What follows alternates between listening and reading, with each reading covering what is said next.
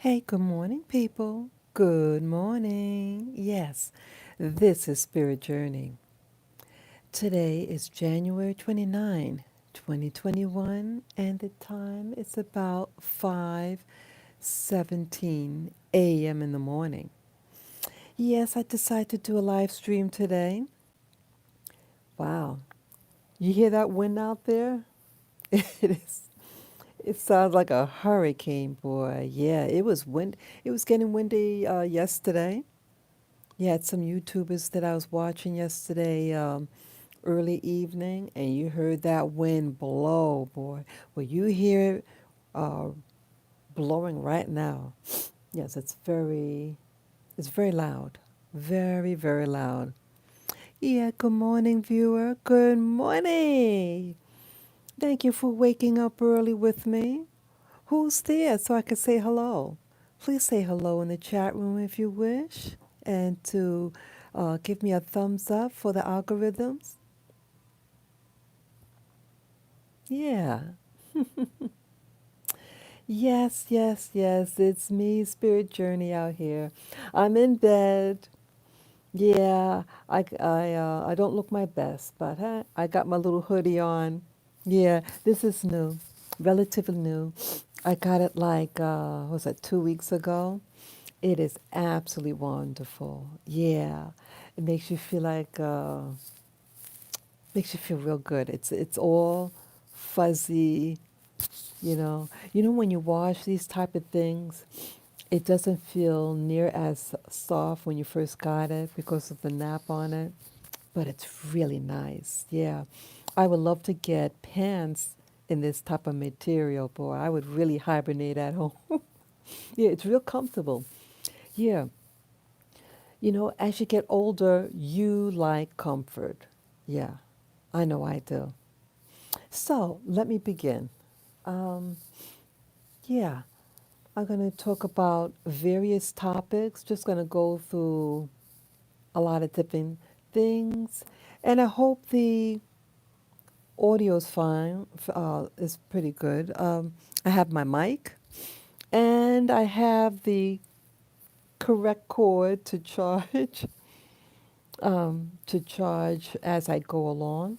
Yeah, you know, the last time I had that device, the coupler, so I could have both the charger and the mic. It wasn't plugged in. Yeah, because the power went low. I said, oh, I better, oh, isn't that weird? It's dying out, but it's plugged in. So I switched. It was so funny. So I said, okay, I'm using the cord that doesn't charge quickly. So let me change it for the blue one, you know. And so I switched and put the blue cord in, but the blue cord wasn't plugged in either. Yes, I did the rest of the show with it not plugged in. It was so fun when I got up and finished the live stream successfully, and then when I looked, I saw that I had forgotten to plug it in. It was two of them were just thrown on top of the counter. I was that was when I was in the living room and doing the live stream there, and so I thought they were plugged in, but it wasn't. I had just thrown on top of the counter without it being plugged in, and since it was like the thing was dangling in front of me, I thought, oh, it was plugged in. I was just re- waiting to put it, insert it into the device. Oh well, but yeah, it's plugged in now. I'm looking right at the outlet.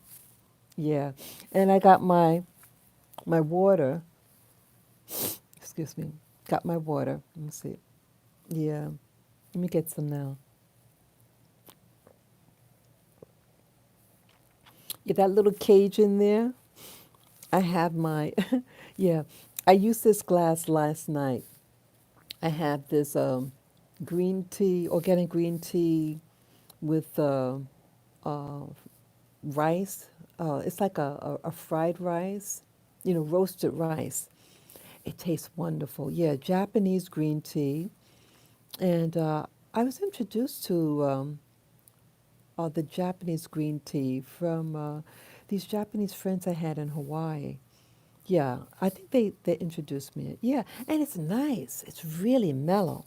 Yeah. So even though, like I used the little cage thing yesterday with it in, um, I finished it, and so I wanted to get water this morning. I said, "Oh, this is the jar I used last night."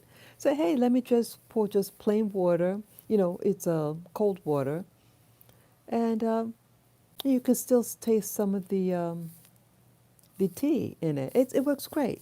So you get some flavor, but not with the big charge in the morning. Yeah. In fact, let me get my lip balm. Sorry, tacky. Yeah, yeah,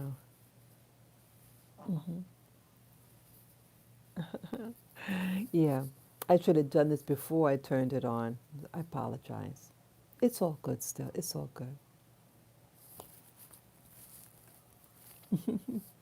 Yes, I got the glasses on so I could do the live stream. Oh God. Okay, just look at myself in the monitor. Let's see. Okay. Yeah. Okay.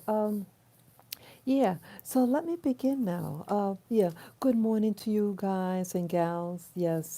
This is Spirit Journey, and I live in New York City. I'm in bed right now. Uh, a lot of times I do my live streams in the morning. Um, yeah. It's nice and cozy.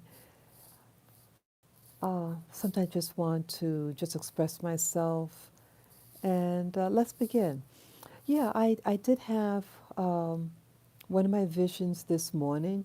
Those of you who have not been following me, basically what I do in the morning, um, yeah, and it's because I don't want to get out of bed because of the cold. I'm being real. Yeah, I have like a meditation table and everything. And sometimes I do not want to get out of bed because I do not like the feeling of the cold on my feet and all that. So I said to myself, hey, let me meditate right in bed.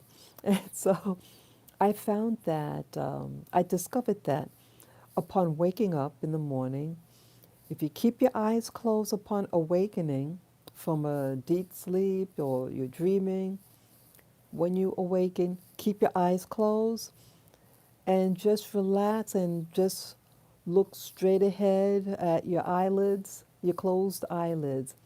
And oftentimes you will see something. And yes, so from I think 2017, I've been seeing different things that I share on my YouTube channel. I do have a playlist for my visions and dreams. You can just look on my playlist, I think you call it. Yeah, and just look at the videos about different visions, or once in a while I'll indicate a dream that I have, and I hope you enjoy. So today's vision that I saw, um, it wasn't really that detailed. It was hard to see. Um, I saw these like squiggly lines. There's my pen.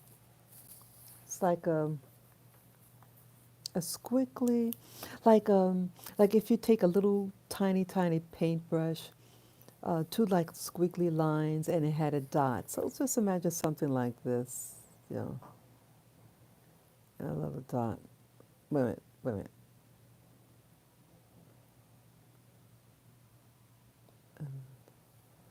Okay, right. Just trying to get it.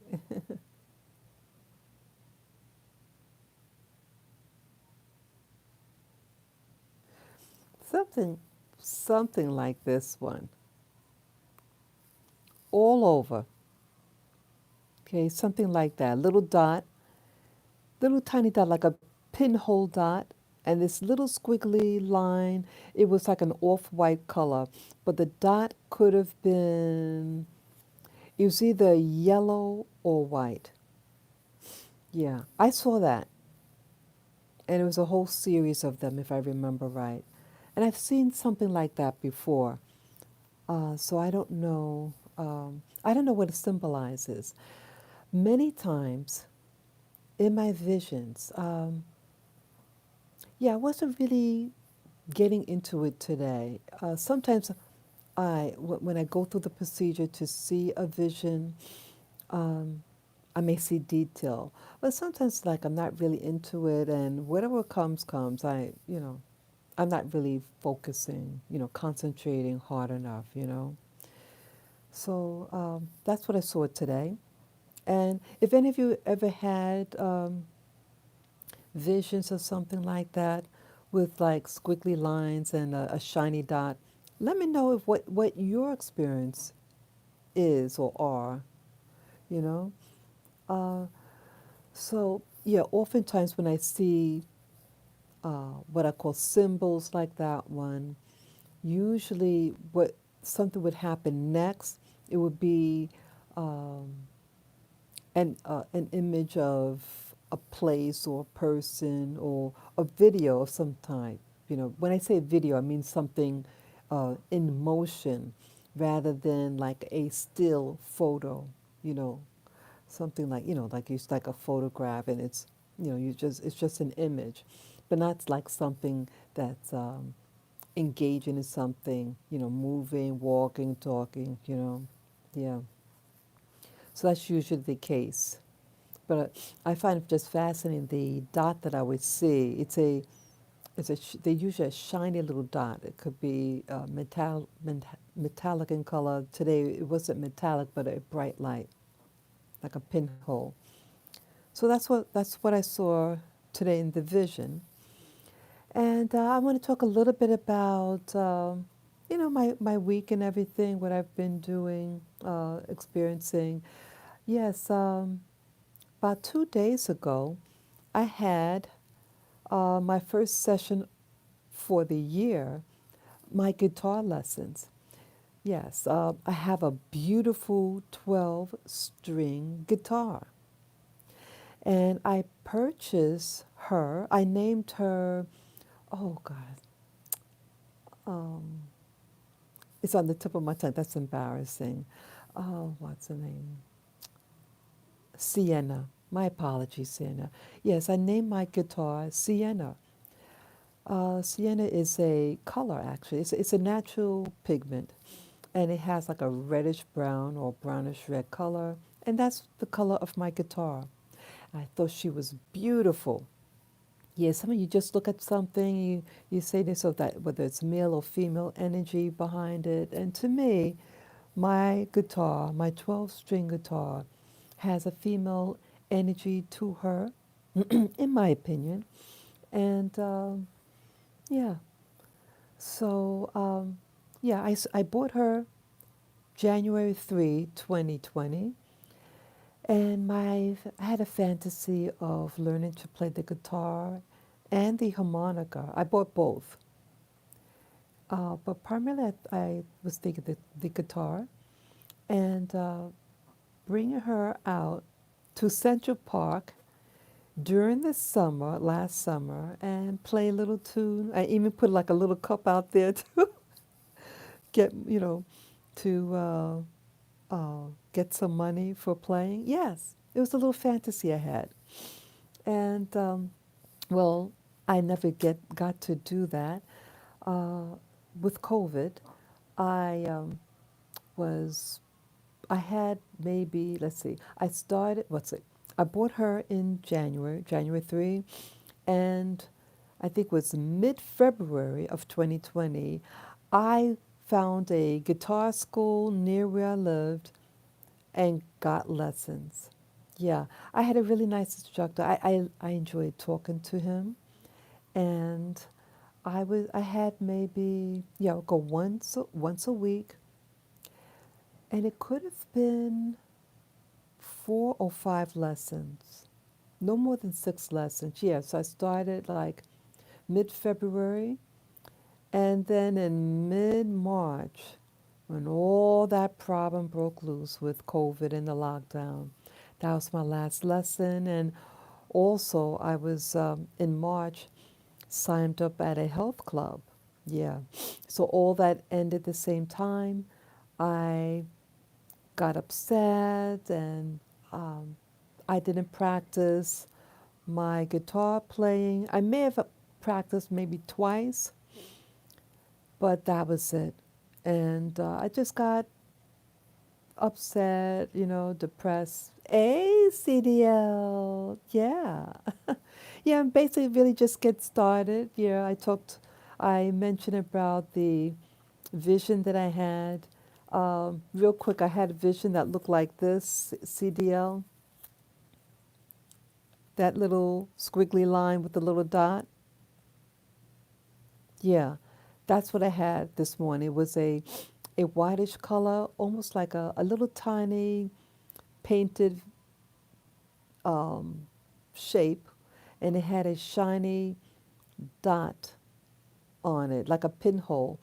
It was either white or a yellow, very like a light. It was very pretty, but I didn't see anything after it. And now I'm talking about the guitar. Um, I had my first guitar lesson for the year, and I initially started my guitar lesson last year in February. Just a quick repeat. You know, so that's all that I talked about so far. Uh, yeah, I um, yeah, I named my guitar Sienna, and Sienna is a reddish brown or brownish red color, and she's beautiful. My 12-string guitar, and one of my viewers said, you have to, keep your left hand nails short. So I'll do that. I'll cut it even shorter so I can play her. And yeah, so I did initially start last year in February 2020, and then the COVID hit in March. So I stopped that, and I also had to stop my weightlifting. So I had my first lesson 2 days ago for this year in 2021. And I had another new instructor. He's from Canada. He went to school here in the States. Uh, Really happy-go-lucky guy. He's relatively new at the store. He started last October, and I think I'll have fun with him if I continue. Yeah. See, last year when because we had to stop prematurely because of the COVID, I had two remaining sessions. So they notified me by phone. They said, "Hey, you got two more lessons left." Um, so I was juggling, should I go or not, because I was depressed about everything. Um, it's like someone promising you a nice vacation, and then the day of the vacation is, oh, sorry, got to pull out. And so I got upset and frustrated. I mean, not with the school per se, but just with the whole mess. So I didn't know whether I wanted to go or not. Then I said, go. And you know what happened when I got there? The school forgot to put my appointment on their calendar. So here they called me, set up the appointment with me to reschedule the two remaining lessons I have left from last year. And when I got there, and when they, to sign in, they forgot to put my name in the calendar. But it turned out that, the store calls the guy on his cell phone, and that if he was on his way, come by quickly. There's someone here that had an appointment, blah blah blah. So he did arrive shortly after the appointment. I was talking to the guy there from last year, the person that works there, and it was nice to catch up. Last year, he and his wife had a baby, and it was really nice. Okay, hey, Jet Juice. Yeah, yeah, I started a while ago, but I'm, really taking my time with this live stream. Yeah, I just talked about the vision that I had, Jet Juice, and the vision I had was this image here, a little squiggly white line and with a dot. Yeah, so I share that with you, Jet Juice, um, and CDL. Yeah, and now I'm talking about I'm back with the guitar playing. Yeah, so yeah, yeah, they forgot to put my name in the calendar. And so to make it right, what they did, they said, look, we apologize about the mishap. They said, since you're here already, half an hour session right now, if you want to, for free. And then we'll commence with the last two remaining 2 hours left. We'll you'll fulfill that. You know, you get the two remaining hours, and we'll put in the calendar now. So I said, great. And the guy was really neat, you know. Yeah, let me just see what Jet Juice said. Okay, Jet Juice is saying, I sleep with my guitar. It has been a best friend to me ever since the Beatles. You are so smart to start strumming. Oh, thank you, Jet Juice. I need all the encouragement. Yeah, so I know, so now I know who I can talk to about guitar playing. Yeah, I named my guitar Sienna, so you're going to hear me say that name. Yeah, see, I got your email. I mean, not your email. Your comment. You know, on the YouTube. I got it this morning, and I answered it yes. So I'll take her out of her case. Yeah, she's in a case right now. But prior to that, prior to my going 2 days ago, I did have her on her stand and I did dust her off. Yeah. So I'll take her out and yeah, I may keep her near my bed or, maybe I just leave it where it was in the living room. Um, I'll do that. I'll do that. Thank you for that encouragement. And funny, Jet Juice. The song, the chords that I learned was C, they said simple C and simple G as in girl. So C as in cat, G as in girl. And let's see, he said, you ever heard of the Beatles? You know, the Beatles has a song called The Yellow Submarine. He said, this is the chords that they play, C and G. And so he showed me, how to do the fingering, and he wanted me to strum it 4 times each chord, each note. So I'll try to practice that today or something like that. Yeah, yeah. So yeah, I want to learn folk songs. Um, I might even share. I have a recording of the song that inspired me to buy my guitar last year in January 2020.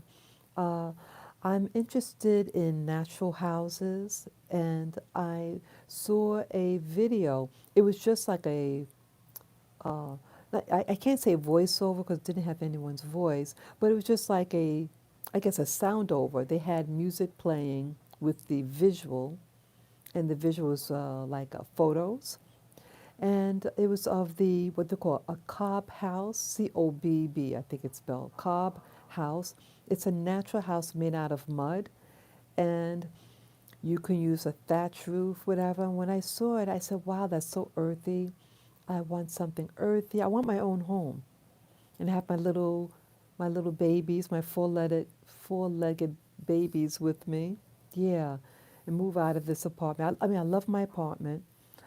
I have the best apartment ever. It's really nice, and I have a fantastic view. Yeah, my view right now is gorgeous. But things are happening. I will be talking about that too later on in this live stream. Yes, good morning, viewers. Yes, good morning. Yeah, I appreciate you guys. You make it worth my doing this live stream. See, I'm not about quantity, but quality. And you guys are quality people to me. You come on board. Yeah, I know I get up early. I go to bed early. I work up early, and you guys are here with me. You guys and gals. Well, guy is a slang term here. A male or female is called a guy. Hey, you guys. It's just a New York expression, for those of you who may not know. So when I say it, I'm including male and female, okay? Yeah, it's a New York thing. And I think they also say that in California too. Yeah. But I respect you all. And you really make life exciting with your presence. So I like this. See, I'm a person. Excuse me. I'm a person that likes one-on-one type of things, or just a handful of people. That's what I like, and so you make it possible. So yeah, so I got the guitar, and I want to. I have to decide though. If I want to continue. I want to at least, oh, yeah, so they promised me to reschedule the 2 remaining hours, and the one that I had 2 days ago, it was a free half-hour session. So I may continue. I think I should continue because, it gives me socialization. It's the money factor. Um, Because if I leave, I have to save up money, people. Yeah. Yeah. So I don't want to really jump the gun with that. Yeah. But because I'm going to talk about moving, you know. So, okay. So that's my guitar playing and weightlifting now. Okay. Also, around the same time last year, I got inspired by this black guy on over the internet.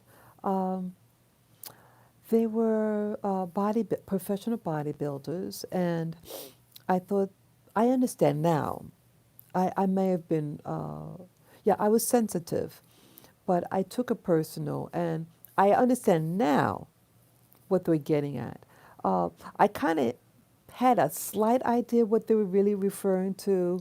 What happens with some bodybuilders who abuse steroids? It makes them look pregnant. And these bodybuilders all had a very thick waist. Okay, okay. Jedrus is saying, you got to continue. It's a lifetime pursuit. Always have it leaning against your bed. It reveals itself like an onion, layer by layer. You are always better than someone else and you. Thank you for sharing that.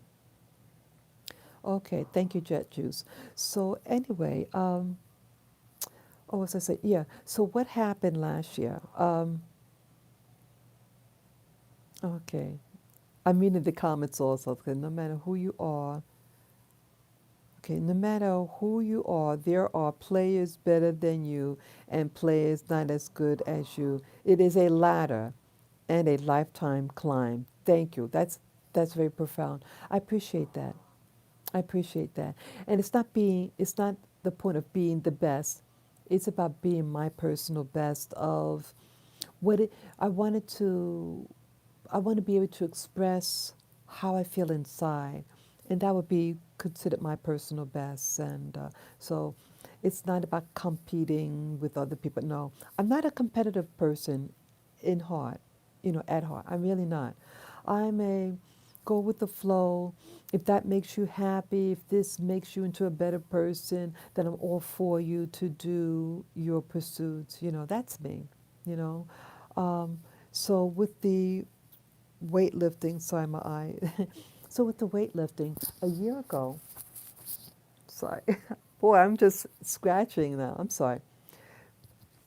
Okay, so with the weightlifting a year ago, um, I was watching, just came across a video of weightlifters, and they were predominantly all black. And someone said something. Uh, Paraphrasing is that Back in the day, the weightlifters looked like gods, but now they look like ninja turtles. Okay, basically, I mean, the all different types of turtles, but basically, turtles are uh, have dark skin, and I mean, a turtle doesn't have like a waistline. Um, so it was kind of hinted to me he's um must be alluding to their torso. And yes, I did notice it was a little thick, but I was offended because they're all black. And oh yeah, a Greek statue. What color are the Greek statues? They're all white. And yes, back in the day, most of the weightlifters that you saw on television performing were white. So I took offense. And but what he was alluding to, I was they were abusing steroids, and it makes them look pregnant. And they were correct. They were correct about that. But one of the people, one of the people who was weightlifting, I do not remember his name. I apologize for that. Um, but I was captivated about his personal excellence. We're about the same age, and he's been performing for many years. Um, excuse me. And he shared behind the scenes of his home and how he had his food all set. I love order. I love it. I love to see highly organized people. He had everything, all his plate of food set up for the week. And he would get up the same time, he'll leave the same time, do his routine, come home, boom. I said, I want that. I want what he has. I mean, not in the greedy sense. I mean, I want to be organized. That's what I want in my life. Yeah. It makes you feel more in control. And that's what I wanted at that time, more control and uh, personal development. And so I had to walk my dogs that day. And I said, and I lived next door to a gym. And I said, wow, I wonder. So I was walking past with my dogs. And then I said, okay, I'm going to drop my dogs off after I finish walking them and come down to these stairs to this gym and just inquire. Well, I signed up. Yeah, I signed up. I think it was March 2nd, something like that. Yeah, March 2nd. And I got a notebook to write my progress and um, took my weight and all that. And then I later bought a scale that measures your body mass index and all that. Yes, I did. And it's in the drawer in my closet right now. Oh, look at my little boy. Look at him.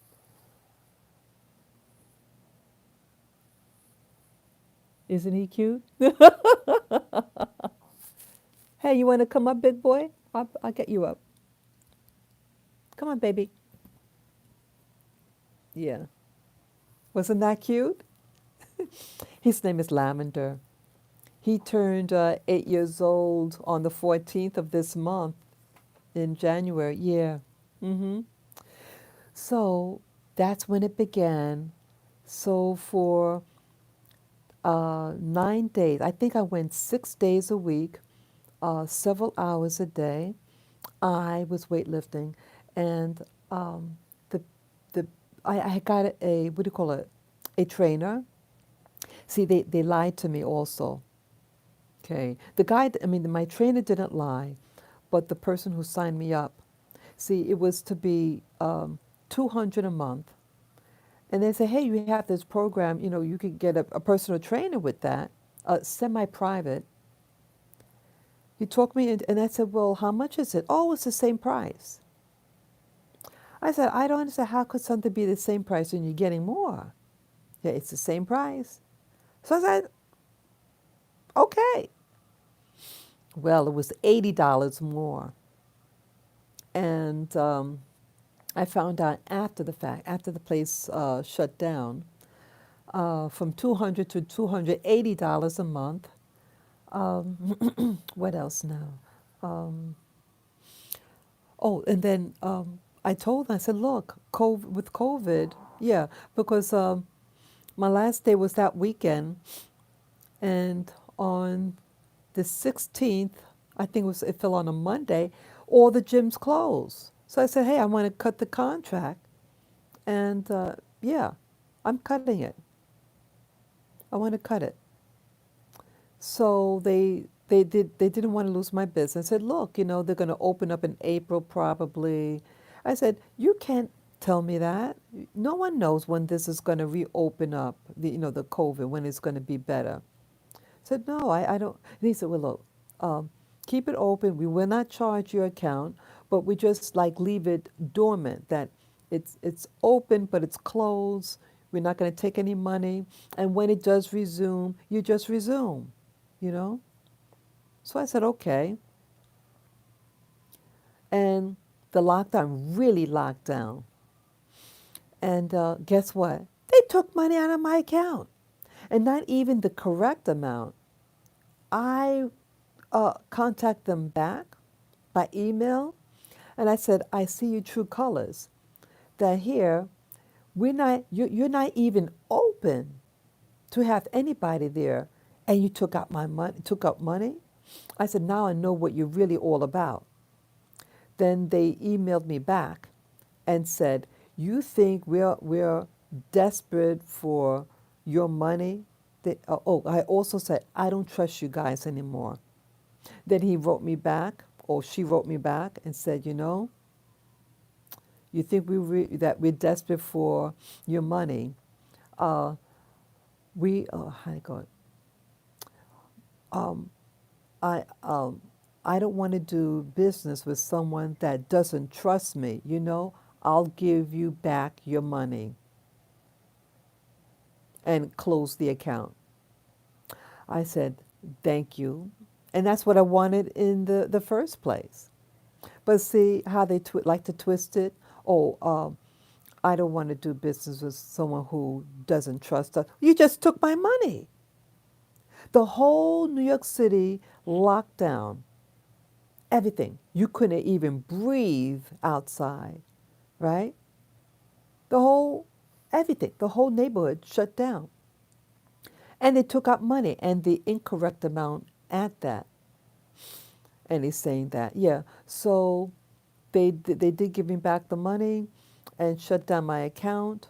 And there was other things also that was very bizarre with the place. And it's a well-established place, well established place for serious bodybuilders. Yeah, it's a real He-Man club.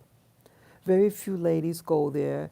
Um, it has a bad, it has a smell to it because it's small and not a good ventilation. But I signed up at another gym near me, a block away. It's bigger. They have, well, yeah, all the like saunas, hot room, things like that are all closed. They're not doing that. And the classrooms, that's closed. But they have like the weightlifting and the cycle room, Um, and they do have a pool, a large pool. So I said to myself, well, I need to get in shape. I am at a healthy body weight. I'm happy about that. Um, yeah, yeah. So I signed up at the neighborhood, a different neighborhood gym. Today I go to the gym at the appointed time, and they're going to do an assessment with me. She's not someone. She's not someone that for competition. See, when I signed up last year for the weightlifting, there's a thing called bikini competition. Bikini competition, you don't look like a man, but you're real toned, and you come out in a bikini, and you have high heels on, and you show your stuff. And when I saw that, people, I said, I want that. I want that. I want to, because I was just so excited. I said, I think I can do that. You get me out there. You tell me exactly what to do, and I'll do it. And I think I could win something like that. You get the right person who knows about competition, get me in my personal best. And I want to, at least do it once. Have one competition. Whether I want to do it again, who knows? But I want to at least, I said to myself, I want to at least do it once. Give it my best shot and adios. So, yeah, I was real hyped up, people. I said, I want to try this. I want a flat tummy. Yeah, I want to look good. I mean, I'm at a healthy weight, but I want to look, I know I can look better. And I think I have good genes that I got from my parents. Yeah, of course, I got my genes from my parents. uh, but I think it's something that I could do. And I think it's something that I could win. Yeah. So, I mean, I just felt that confident. And I would have to be in my weight class, I mean, my age class. I can't be like with those young girls, those 20-year-old girls. Of course, I can't compete with that, but who knows? But either way, they do it by age. I would be in the upper age. And what else?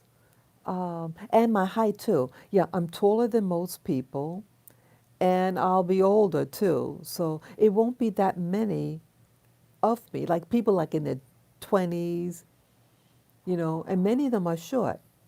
And there are a lot of them. There are a lot of those girls. But see, I'm a little taller than most people. I'm not a giant, but I'm just a little taller than average. And hey, Sophia, my wise one. Yeah, thank you for getting up with us. It's always good to see you all. Yes, I appreciate you all. You make it worth getting up, doing these live streams. I appreciate you all. Yeah, I'm in bed right now. And it's breezy, Sophia. It is real cold outside. Yeah. Yeah, thank you. Yeah, there'll be a lot of yeah, it's really breezy out there. And yeah, they said today's going to be colder than tomorrow. I mean, today would be colder than yesterday. Yeah, I'm not making sense. You know what I'm trying to say. Oh, you in London. Interesting, Sophia. You in London, Sophia? Yeah. Oh, wow. Yeah. Yeah. So it's breeze. Oh, beautiful, Sophia. Beautiful. You in London. Interesting, Sophia. I'm going to talk to you about London. Yeah. So remind me if I forget about London. I want to say something about London. So yeah, I'm talking about weightlifting. Yes, Sophia, Sophia. Yeah, okay. Yeah. I'm talking about weightlifting. I signed up at a gym yesterday, Sophia, and the rest of you guys, yeah. Um, yeah. I'm I'm excited. I have to look up that guy that I saw last year that motivated me. Yeah, if I get the name later on. Let me see. Wait a minute. Let me see here. I want to see if I could find the guy here. I have my cell phone here. Let me see if I can find the guy's name. Let me see here. Go to my library. Yeah, it's let's see my playlist. Okay, let me see. I'm just thumbing through my bodybuilding. Okay. I have 29. Yeah. Oh, oh, you can hardly see it. See, I have a playlist for bodybuilding. Yeah, sorry that light is glaring. Let me see if I can find his name. Yeah, but last year, yeah, I started watching in January. I got hooked in January. Remember also in January, that's when, the thing with China. China was, oh, Lee, I think his name is Lee, yeah, Lee Haney. Lee Haney. His name is Lee Haney. He's an 8-time Mr. Olympia. Okay, the guy right there where my thumb is. Yeah, we're about the same age. We might be the same age. He might be 2 years older than me, something like that. Um, yeah, and he's I'm not sure if he's he's still weightlifting, um, but I don't think in competition now. But he's a weightlifter. Yeah, him. I saw a video. I think it was him because I have it on my playlist, so it had to be him. Yeah. Sorry. So I want to, yeah, so last year this time, many females are taking weightlifting. Oh, okay. Okay, Sophie, that's good to know. Yeah, so I saw the, I saw him in one of the videos. I mean, first I saw the video with all the guys, on the stage, and someone said, back in the day, the weightlifters look like Greek gods, but now they look like turtles. And that remark sparked my anger, and I took it personal against the, because all the bodybuilders were black in the one that I saw. And some of them were painted black in color. I think that's cheating when you do that because we all know darker pigments show more definition because of lighting, not a superiority, but because how the light reflects off of darker surfaces, it gives more dimension than a light surface. So they put the makeup on their skin. Some of them, I mean, are extremely dark makeup. I'm not just talking about like a slight suntan. I'm talking about serious makeup. So I don't like that. But either way, that's just me. That's just me. But yes, so Lee Haney, I believe, is the man that I saw right after that video with the all the weightlifters, and they had a thick tummy. Yeah, they had a thick tummy because they were abusing steroids, most likely, and that's what the real comment was about. See, I didn't know about things like that then, and as I started looking more at videos of on weightlifting, uh, it was a discussion with some of them about steroid abuse and how it affects their body. Yeah. So, so in my interest of this new, weightlifting, I found the video by Lee Haney, and I was so impressed with his organizational skills, his perfectionism, um, his maturity. I said, I want to be what he is, a professional, someone who is organized. And so I uh, went to my neighborhood gym. I was walking my dogs, so I was walking past the gym, and I said, after I get back from walking my dogs, I'm going to just take a peek and talk to somebody. Well, I wound up signing up, got a trainer, and the whole thing was, they told me 200, but it was actually 280. They did lie to me, and I didn't like that. I don't like people lying to me. Just be upfront. And if I like you, hey, I might just say, yeah. Yeah, I like the last trainer was excellent. He was just what I needed, his personality. We were all about the same age. I might have been 2 years older than him, but he's old school like me, and nice, mature. These young guys, I don't like. They act immature, and they're very pushy. Like I don't feel comfortable with them. I like something like just mellow, mature, and disciplined. Okay, so well, I signed up again yesterday. Excuse me. Excuse me. I signed up again yesterday, and sorry, just trying to get this right. Yeah. So I signed up again yesterday, and today, later on today, I get my first assessment, and the assessment will, how to say, yeah, she'll go over certain things. She sounds like a young person. Um, Sometimes it's like they're so predictable. Some of the real young people. I mean, I shouldn't be bashing them, but it's I don't know. It's like you heard it before.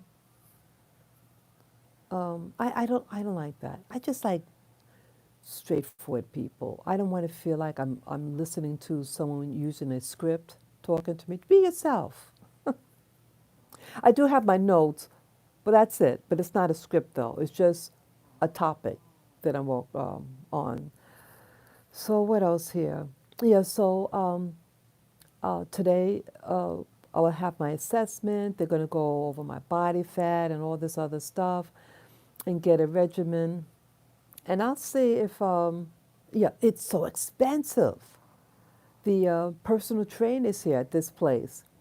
Yeah, the cheapest one you buy a package, and it's like the cheapest one was 1 day out of the month for $80. Come on. Mm. So yeah, that's a lot. You better, you know, I think they're overpriced. So either way, I'll decide if I want to get a personal trainer. What else? Let's see. Yeah, if I get a personal trainer, I want someone who knows about competition. Doesn't make sense. The lady, because I told her, because they did ask if I ever went anywhere else, and I said yes, and I decided I didn't want to go back there. And she said, "Well, could you tell us why?" And I told her the truth. I said, "Look, I I like people who are straightforward. You lie to me, you do anything like that, uh, I'm out of here. I don't respect liars or thieves." I said, "They took my money. They told me it's going to be this price, and they charged me $80 extra, and then they did X, Y, and Z." Yeah, it was other things too. So yeah, and they did kind of held something from me. They did not tell me that 3 times out of the day they close the work area for a half an hour to do a deep cleaning. That's important to know, because what if I come the time that they are doing the deep cleaning? See that? But she told me, it slept, it came out. I said, okay, you let me know now at least. Okay, so I wrote it down, and so I know never to go at that time. It's 3 separate times that happens. Okay, could have been an oversight, because she's not the one that interviewed me yesterday at the weightlifting play, at the gym. It was someone else who signed me up, and they said they would have someone call you when you get home so that they can make a free assessment on you, get your body measured, find out where you are, you know. So I have to wear gym clothes. They want to see how my body moves and all that stuff. Okay.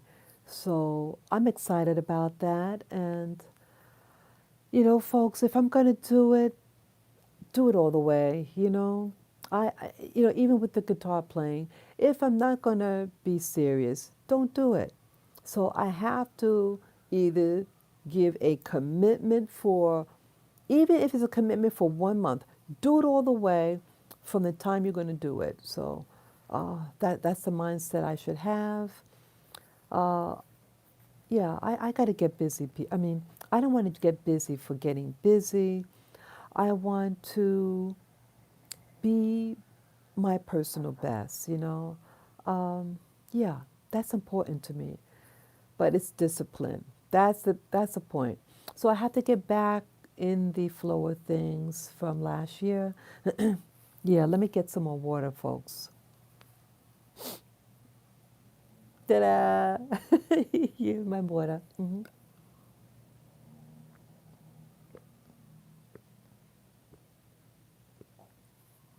Oh, it tastes so good. I just put plain water, but you can see the little cage below. It has yesterday's green tea herbs in there. You can still taste it. It has nice flavor. I'll do that again. It tastes really nice.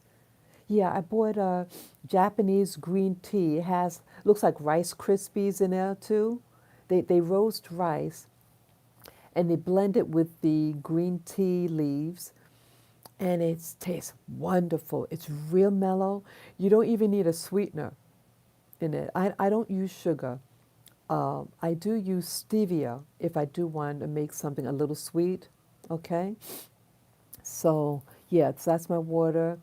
Drink your water in the morning. Yeah, especially with outside with the wind, you dehydrate. Yeah, you do dehydrate in the hot sun, but I think cold weather also dehydrates you as well, your skin and everything. Yeah. So, sorry. Let's see. Oh, let me read some of the comments. I was seeing comments going, but I was busy. Let's see. Okay, okay, let's see. Let me go. Let's see. Let's see. Oh, okay, okay. Sophia is saying that you have people who are weightlifting in their 50s, and she's from London. Nice. And it's 11 o'clock her time. Very nice. Let's see. Jetros is saying, that's funny. I never picture Spirit Journey as being interested in weightlifting, golf. Weightlifting, golf maybe. Oh, it's like, painting maybe, playing guitar maybe, but I ruled out weightlifting and prize fighting. That is funny. Yeah, I'm not into uh fighting. Oh, I gotta admit, okay, Jet Juice. I was thinking about taking defense. What do you call it? Defense fight, like like when you have to protect yourself. What do you call that? Yeah, I was thinking about taking a few lessons in self-defense. Self-defense, that's the word, self-defense. Yeah, because as I showed you, we have the crazies out there. I had gotten groped last summer. These people, the black people here where I live, have gone crazy. Yeah, this whole see that, and I'm going to talk about that too. I'm going to yeah remind me also if I forget that. I'm going to talk about the blacks in New York City. They've gone crazy. Okay. Um, okay. Yeah. So I am thinking about taking self-defense classes. Um, yeah. I have to protect myself. Yeah. I want to build up my see what I want to do now, people. I need to build up my confidence. Yeah.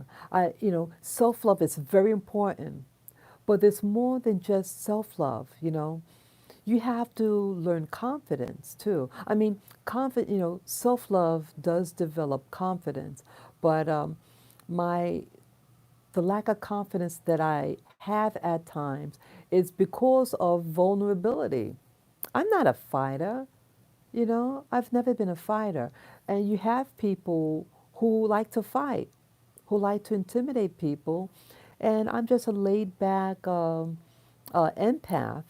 I told you I did that video a couple of days ago that I'm the empath. Yeah, I think I'm an empath.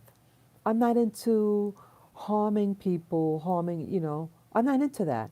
I'm into uh, life, love, and common sense. Life, love, and common sense. Yeah, always the other thing.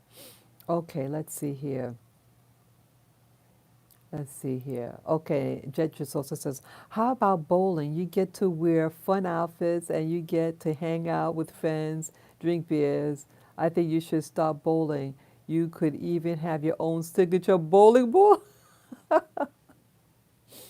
And then Sophia says, weightlifting is great for keeping bones strong. Yeah, yeah. And what else here?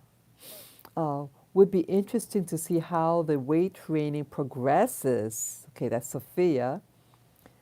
And Jeju says, weightlifting is wonderful for the posture. It keeps you standing straight and tall and feeling good about yourself. Anytime I worked out, I felt like I walked a little straighter, the more and such. Yeah. Let's talk about tattoo body art. Are you ready to get your first one? What will it be and where will it? Oh, oh, jet juice. Jet juice. Let's talk about tattoo body art. Jet juice. Did you know I got a tattoo? Yes, I did. Yes, I did. I got a big tattoo on my arm. Yeah. I got my tattoo in August 2018. August 2018. And I felt compelled. I got my tattoo to, how do you say, break the brainwashing. Yeah, boy, this thing is, sorry. Yeah, I got, I, like I told you, I believe I'm an empath. And in my life journey, I believe that I was brainwashed. I was socially brainwashed. My family, siblings, co-worker, everywhere in my life. I walked around like a victim. I was afraid of people, everything. I was a mess. I had, uh, I used to be a Christian, a devout Christian that kept me in bondage. And then in 2013, there was a series of events that happened in my life. And I hope you could guys hear me. There were several instances that happened in my life. And I had a paradigm shift in 2015. But I see that it was a progress for me. It wasn't like strictly overnight event. It was a series of things that culminated. But I was going to a church for about, I've gone like on and off in my life for, throughout my years. I got introduced to Christianity when I was 21, and then in my early 50s, I was in a church for 2 years at that time, and I said to myself, I don't belong here. Now, he was a nice man. It didn't make sense to me, and it's not to sound racist, but it was an integrated church. It had all different races, but it was the pastor, the head pastor, was of a different race than myself, and at that time in 2013, because of Trayvon Martin, who was killed in 2012, and then they had the what do you call it, the trial around that time. I felt like I wanted to explore my African heritage, blackness, you know, um, and it didn't make sense for me because I had questions about, because I was interested in African traditions, African spirituality, um, and it was in conflict with me. Now, nothing was wrong with the guy. Okay, I liked him actually. I respected him, but I felt like I needed a change. I wanted that black flavor. Okay? All my life, I was always around that other group. They were mostly of the churches, everything. Like even when I wasn't physically in church, I would watch YouTube videos on, like I was into Bible prophecy, and all the pastors that were on Bible prophecy were all of different group than myself. And I started asking myself questions. I said, how come you have, there's no black people who are Bible prophecies teachers? How come everybody is some other group? I wanted to start seeing me, people like me, and I wasn't finding it on all YouTube. And it didn't make sense in modern America to not, I mean, we're in church most of the time, right? You go to any black community, there's more black churches, there are more churches in black neighborhoods in comparison when you look into some other neighborhood, right? Right? Am I wrong? So if we're in church more and we study more, how come over YouTube, social media, you don't find that reflected? The research, the books on religion, you don't see us in it. So I said, look, I'm a black person and I want to get connected with other people from similar background and get their point of view on theology, on Bible prophecy, etc., etc. And so the last Sunday of 2013 was my last day in church. And then by 2014, I was following this YouTuber. She's black and Puerto Rican. Yeah, I just knew that she was black, but I didn't know she. Uh, that's right. Ooh, Camp, I love you. You know the truth, Camp. You know the truth. Yes, I discovered that. Yes. Oh God, the church are spy centers. That's what Camp just shared, and he's right because the church that I was, I'm not going to give the name of the church. Um, and it's a very, very, very well known church. They take your photo, they do an extensive interview. They even, you need two references to get in, like a job. And I realized from another YouTuber, this other YouTuber, not mention name, uh, had gone to that church. Yes, they had gone to that church, that same one, and that they had targeted her, and she had to run away. She ran back to her country, and they ran after her in her country, and had their spies there in that other country, not to mention names. Yeah, I left again. I didn't have any mix up in that church. I stopped going, excuse me, and one of the ladies, like I used to belong to a ministry there, uh, crocheting and knitting ministry. I could crochet a little bit, and I used to make scarves and hats. I haven't done so in several years, but that's what I was doing there. I thought I was being helpful.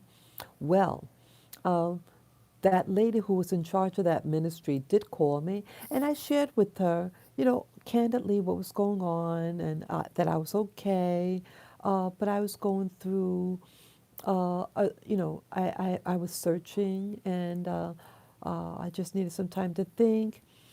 She might have called maybe twice, but either way, the last time she called, she threatened me. She gave me a verbal threatening and said, well, if you don't come back, you can't join back this ministry. You can't just come back anymore. And in a very nasty tone. See? Because they want to intimidate you. I give them my money and I gave them my time. Screw them. See, because they're really cult. So I stopped going and I started to explore different things. I was following this YouTuber who was also, she was in a different religion. She was a Jehovah Witness and she broke free from them. And so she shared her testimony, and I followed her over the internet. Yeah, I was a Protestant, just a mainstream Protestant denomination, not a Jehovah Witness. But I followed her. It wasn't, I couldn't find that many black women who really interests me. It was hard to find any black person. Yeah, because in my religion days, the only things that I could find on spirituality were just people from other backgrounds than myself. And then I forced myself to try to find anybody, any black person on YouTube. I might have, I might have typed in black person in religion or something, something. I was desperate, and then I did find some. And interesting, like when you find one person, they usually you get different referrals of the same category. They were all like what do you call it? Not Jehovah Witness, Hebrew Israelites. Yeah, the lady in question that I started following on YouTube at that time, she briefly followed the Hebrew Israelite movement. And for fun, I just kind of, listened to her journey. And I noticed her journey was changing. And I was just curious where it was going. And I'm not into Hebrew Israelite. I have to admit, excuse me, this thing is falling. I have to admit that in my Christian days, I was, let me be honest, I was going to join and become an Orthodox Jew. Yes, you heard me right. I'm from New York City, and I had gone to school where much of the uh, students that were Orthodox Jews.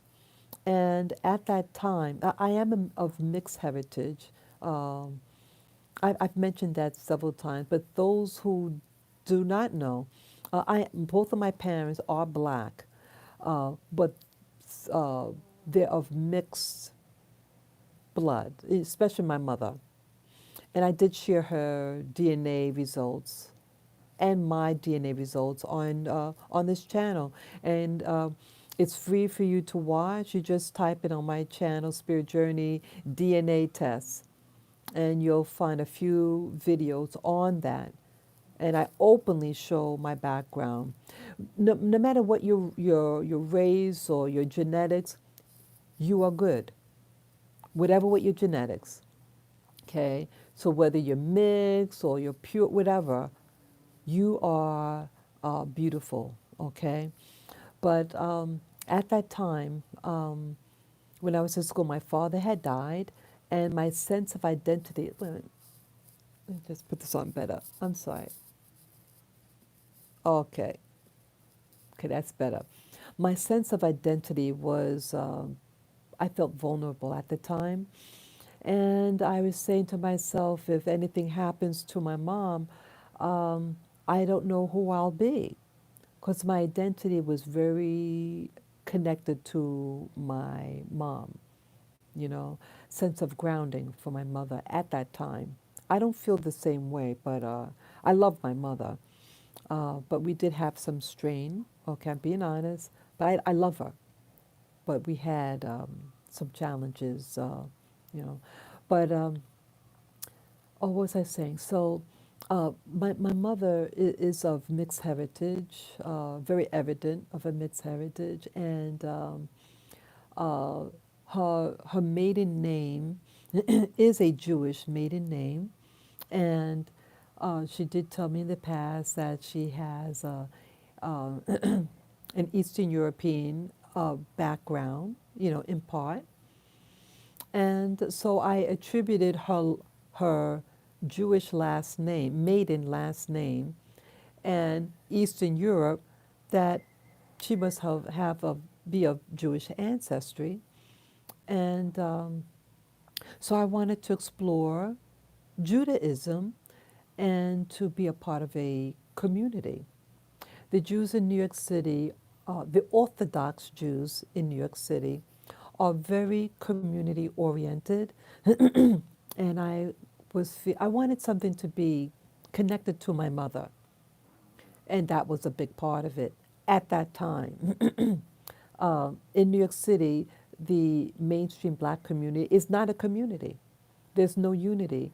And if I'm going to be a part of something, I want to be a part of something that at that time that I was genetically connected to, at least in belief connected to. But I did get my DNA connected, tested with that, and it's a very minute amount of Jewish ancestry, extremely minute. But it's what I was told at least. But it turns out there was a miscommunication with the information. I thought my mother's maiden name was given to her by, okay, her great grandfather, but it wasn't. It was given to her by her great grandmother. And that's a whole new story in itself. In that country, uh, after slavery, people were issued names, and there's a database for that particular country, or island, I should say, in the Caribbean, that surnames were given people once slavery ended, they got citizenship, and they were all issued surnames. I found 3 on that island that were given the same last name that my mother has, her maiden name. And so, most likely, knowing that information, when I was told that she did not get her surname from her great grandfather, but her great grandmother was in the West Indies, and so it wasn't the guy from Eastern Europe. Okay, so I found that out later. And so when I got that information, so I had to modify my understanding about my heritage. And she, at least on paper, on that island, there were 3 individuals who were given that surname in that town. So, but what I do not know definitively speaking is those people who were given okay, it was a French island, and the Jews on that island were banished. They weren't allowed on that island. Okay, and everybody there got a French last name. Okay, they're all given French last name. So I didn't understand how she could have a Jewish last name, on that island. So what could have happened? Excuse me.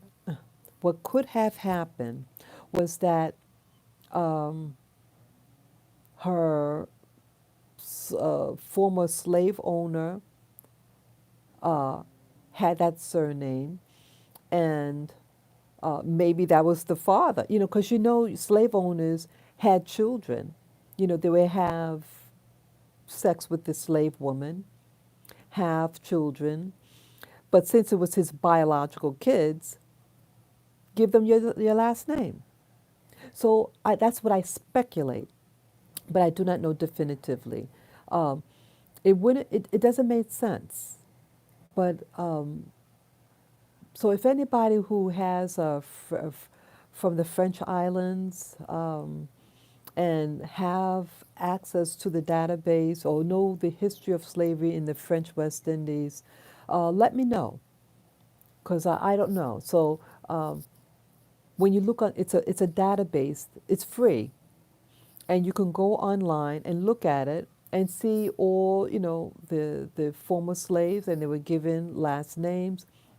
And so were they, to my understanding, with that island, it's not Haiti, it's Martinique. Um, my understanding, again, I could be wrong, that they wanted to make a distinction between the the surnames from the the newly freed slaves versus the white people who were the former slave owners surname. So they didn't want to give surnames of the white slave owners with the freed slaves. You understand what I'm saying? Do I make any sense to you? You know, because it is a little complicated. You know, like so, like see the island. It's a small island, and they want to make a distinction between the two groups: the former slaves and the former slave owners. So they want from based on your name what status you are. Okay, so um, so if that was the case, why would a former slave master, it's not slave master, a slave oppressor, why would a former slave oppressor give a Jewish name? Why not like the French names, you know, and to keep a distinction between who, based on their name, was the slave and who was the former slave owner.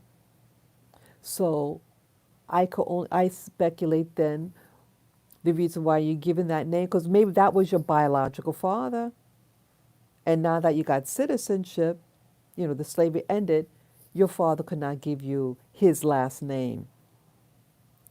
And so how did they, so who was this man? Why was his name the name that he was? He most likely have been a Jewish fellow of Jewish ancestry. That's what I speculate. So I wanted something um, to connect with that. See, for me at that time, it didn't make a difference uh, to me about Judaism and Christianity because Jesus was a Jew. Jesus was not a Christian. Jesus was a Jew, and he practiced all the Jewish practices of the day. But he just was trying to wake up the Jewish people about the hypocrisy, how the rulers of Judaism was treating the people, and to wake up.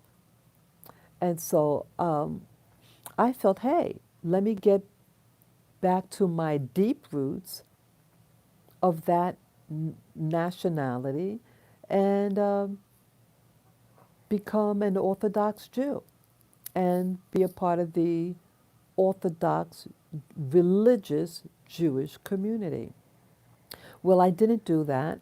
Um, it was hard to find. I could not find someone to do this ceremony for me. You would have to go through teaching.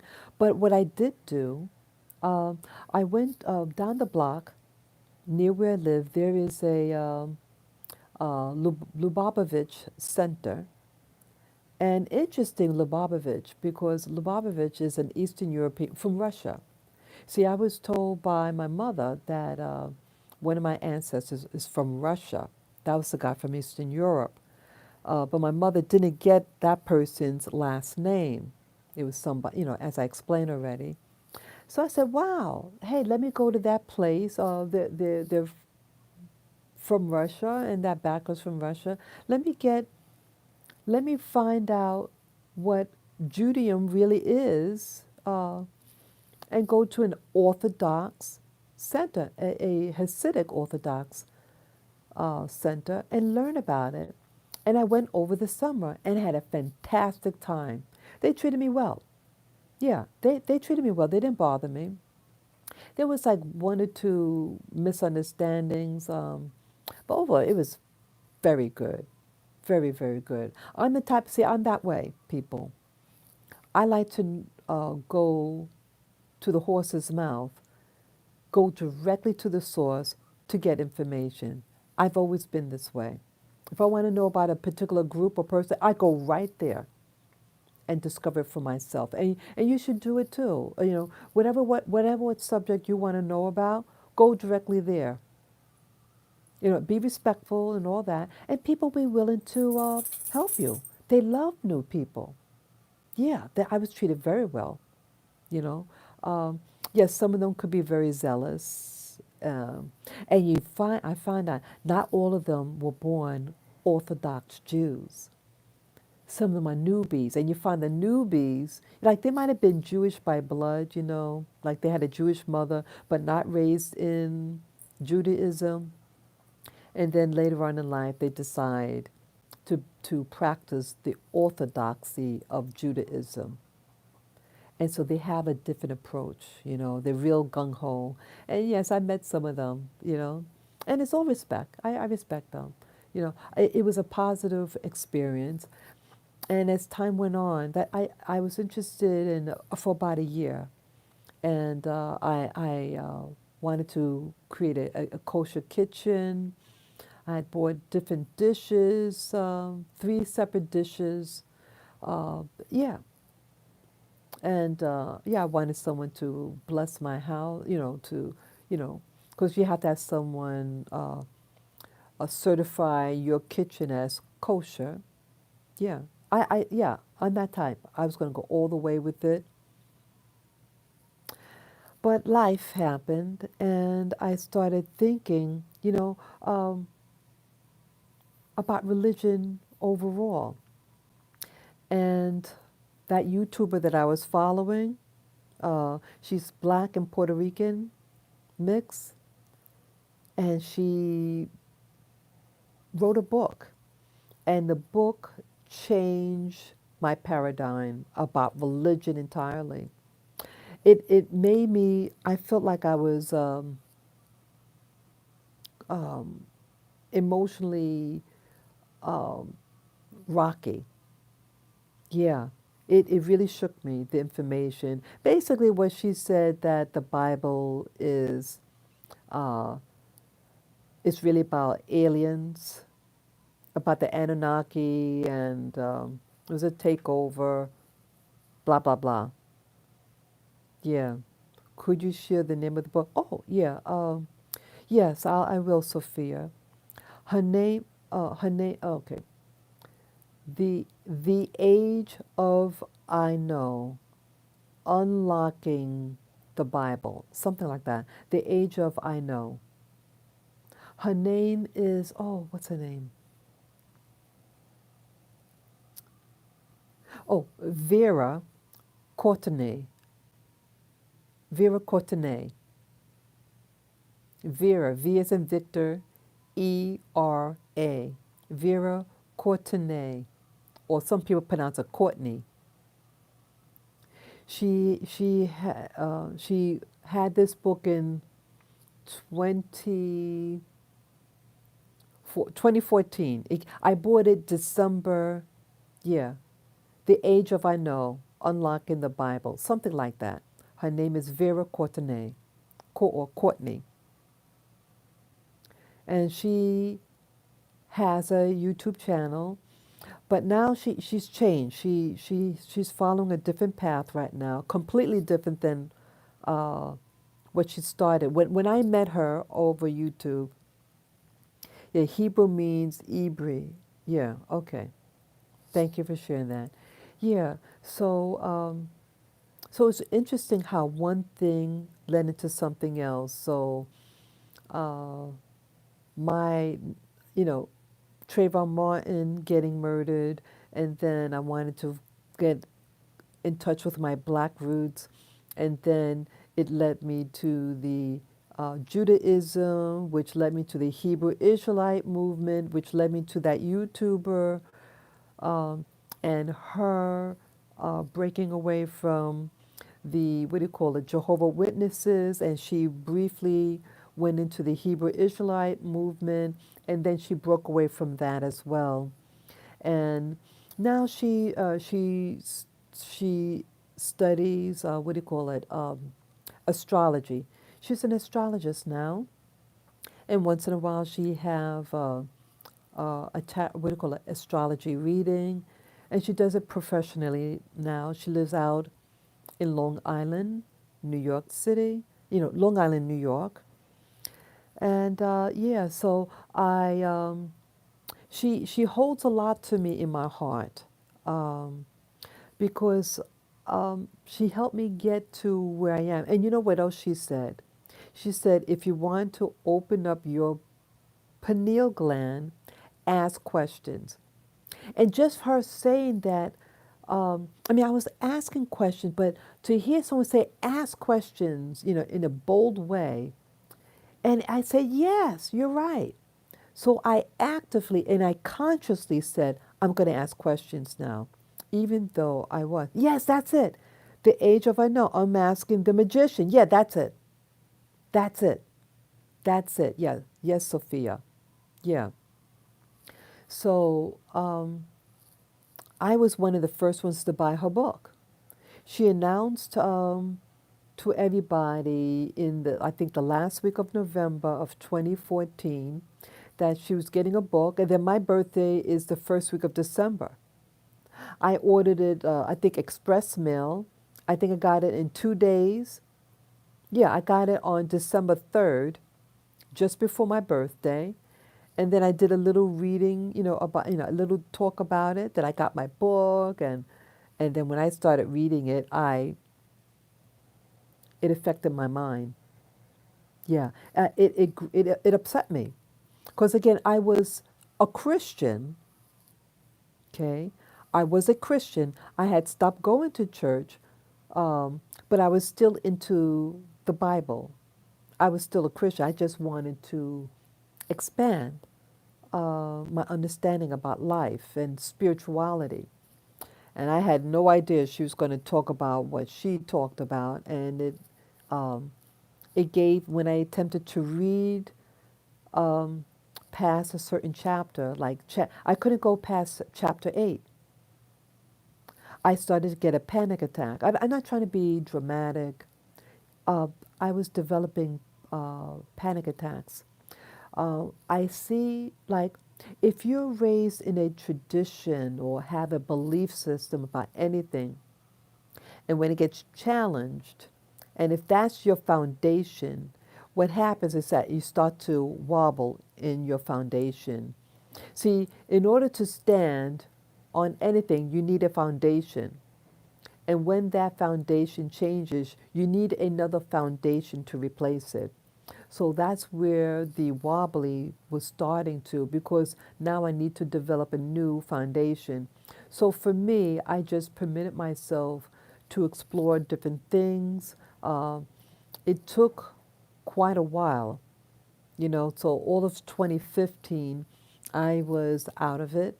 And I did get an opportunity to meet an individual near where I lived who I talked to for, yeah, we had she was walking her dog for a friend, and then I was walking mine. And she said when she saw me walking down the road that she knew that she had to talk to me. So we talked for hours. And we exchanged numbers, but we hardly see it. I hardly hear from her, but she was an essential little part that helped steady my walk. So yeah, that's what happened. I didn't know I was going to talk about this, but that is what happened. And yeah, so it got it helped my, yeah, I forgot how I even got to this subject, but that's what happened to me. And yeah, so I just started to explore. I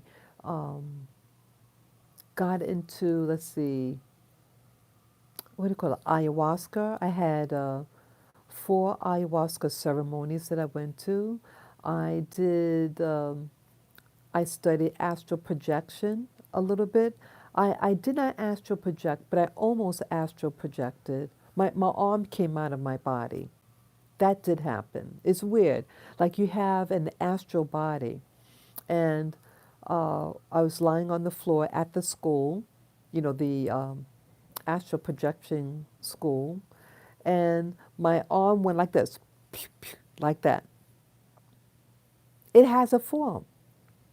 I know that it was an astral body because my natural body cannot move like that. And I would have hit the person next to me, but that's not what happened. So it was my astral body that tried to come up. Um, it was amazing. I was scared back then. I was still had a lot of fear because I had an old system that was being challenged still. That was 2016. So 2015, I was out of it and just telling everybody having a paradigm shift. And then 2016, uh,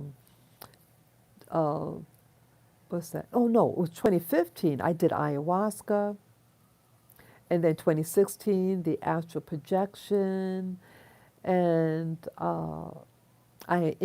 I was introduced to meditation also in 2014. Yeah, yeah. When I met when I found that YouTuber, that lady YouTuber, she said she was meditating. So I started meditating too. That I started meditation in April of 2014, and cut off my hair.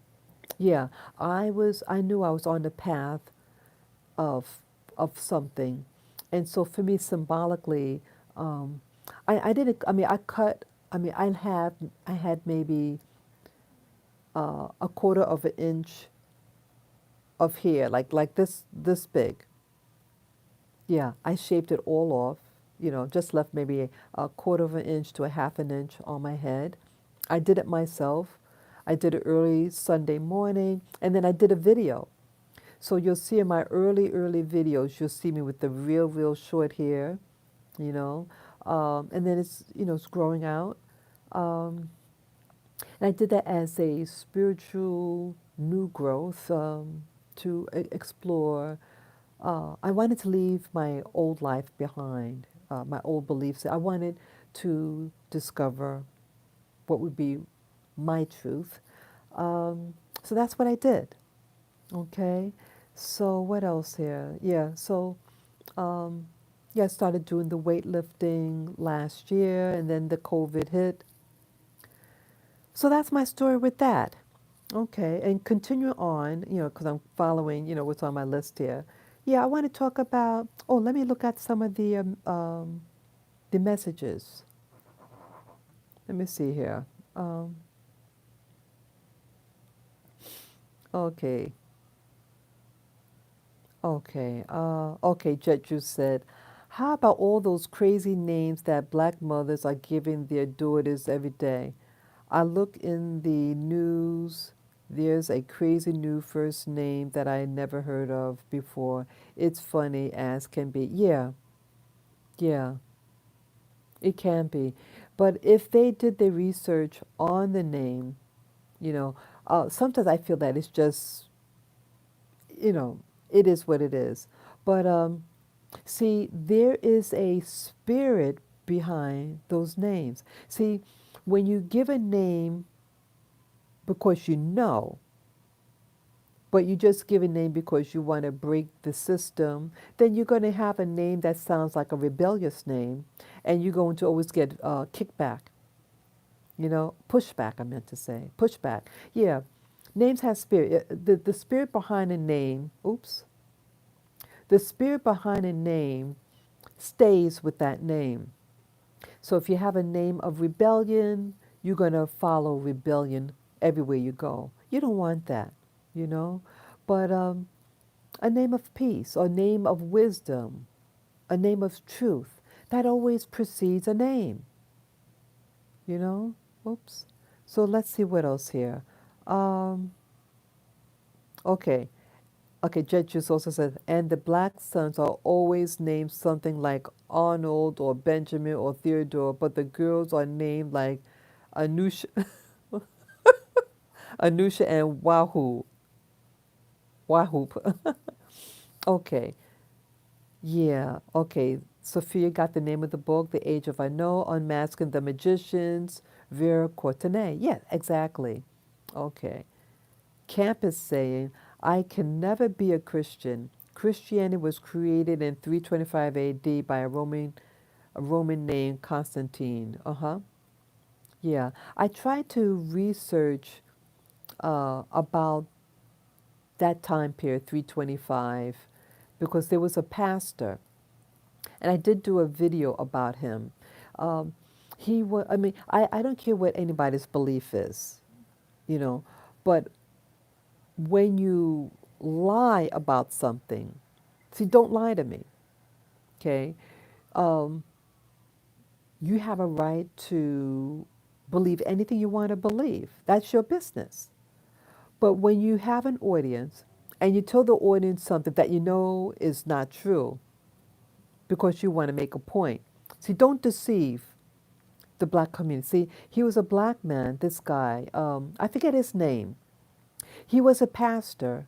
I think it was no, he was a police officer or of some type or captain or something, and then he becomes a minister of African tradition stuff. Um, but he was lying about a lot. He was saying he was distorting truth. I don't have to like history. But I like truth. I may not have to. I mean, I may not have to love it, but if if something in history happened, then so be it. It happened. So I outed him. Yeah, some people outed him. Yeah, because see, he was saying like he was pro-black about certain things, but then when a particular event happened, because he was a cop, he was siding with the cops. Oh, I remember what happened. He was asked to have a discussion with the Nation of Islam people, and it turns out, many of us know that the Nation of Islam is Masonic, and this former cop is Masonic also. And so when he was told that it was going to be a discussion between the two faith systems, and when he saw who the guys were, he decided to walk on eggshells. He did not want to challenge them. So the Nation of Islam was given the podium first.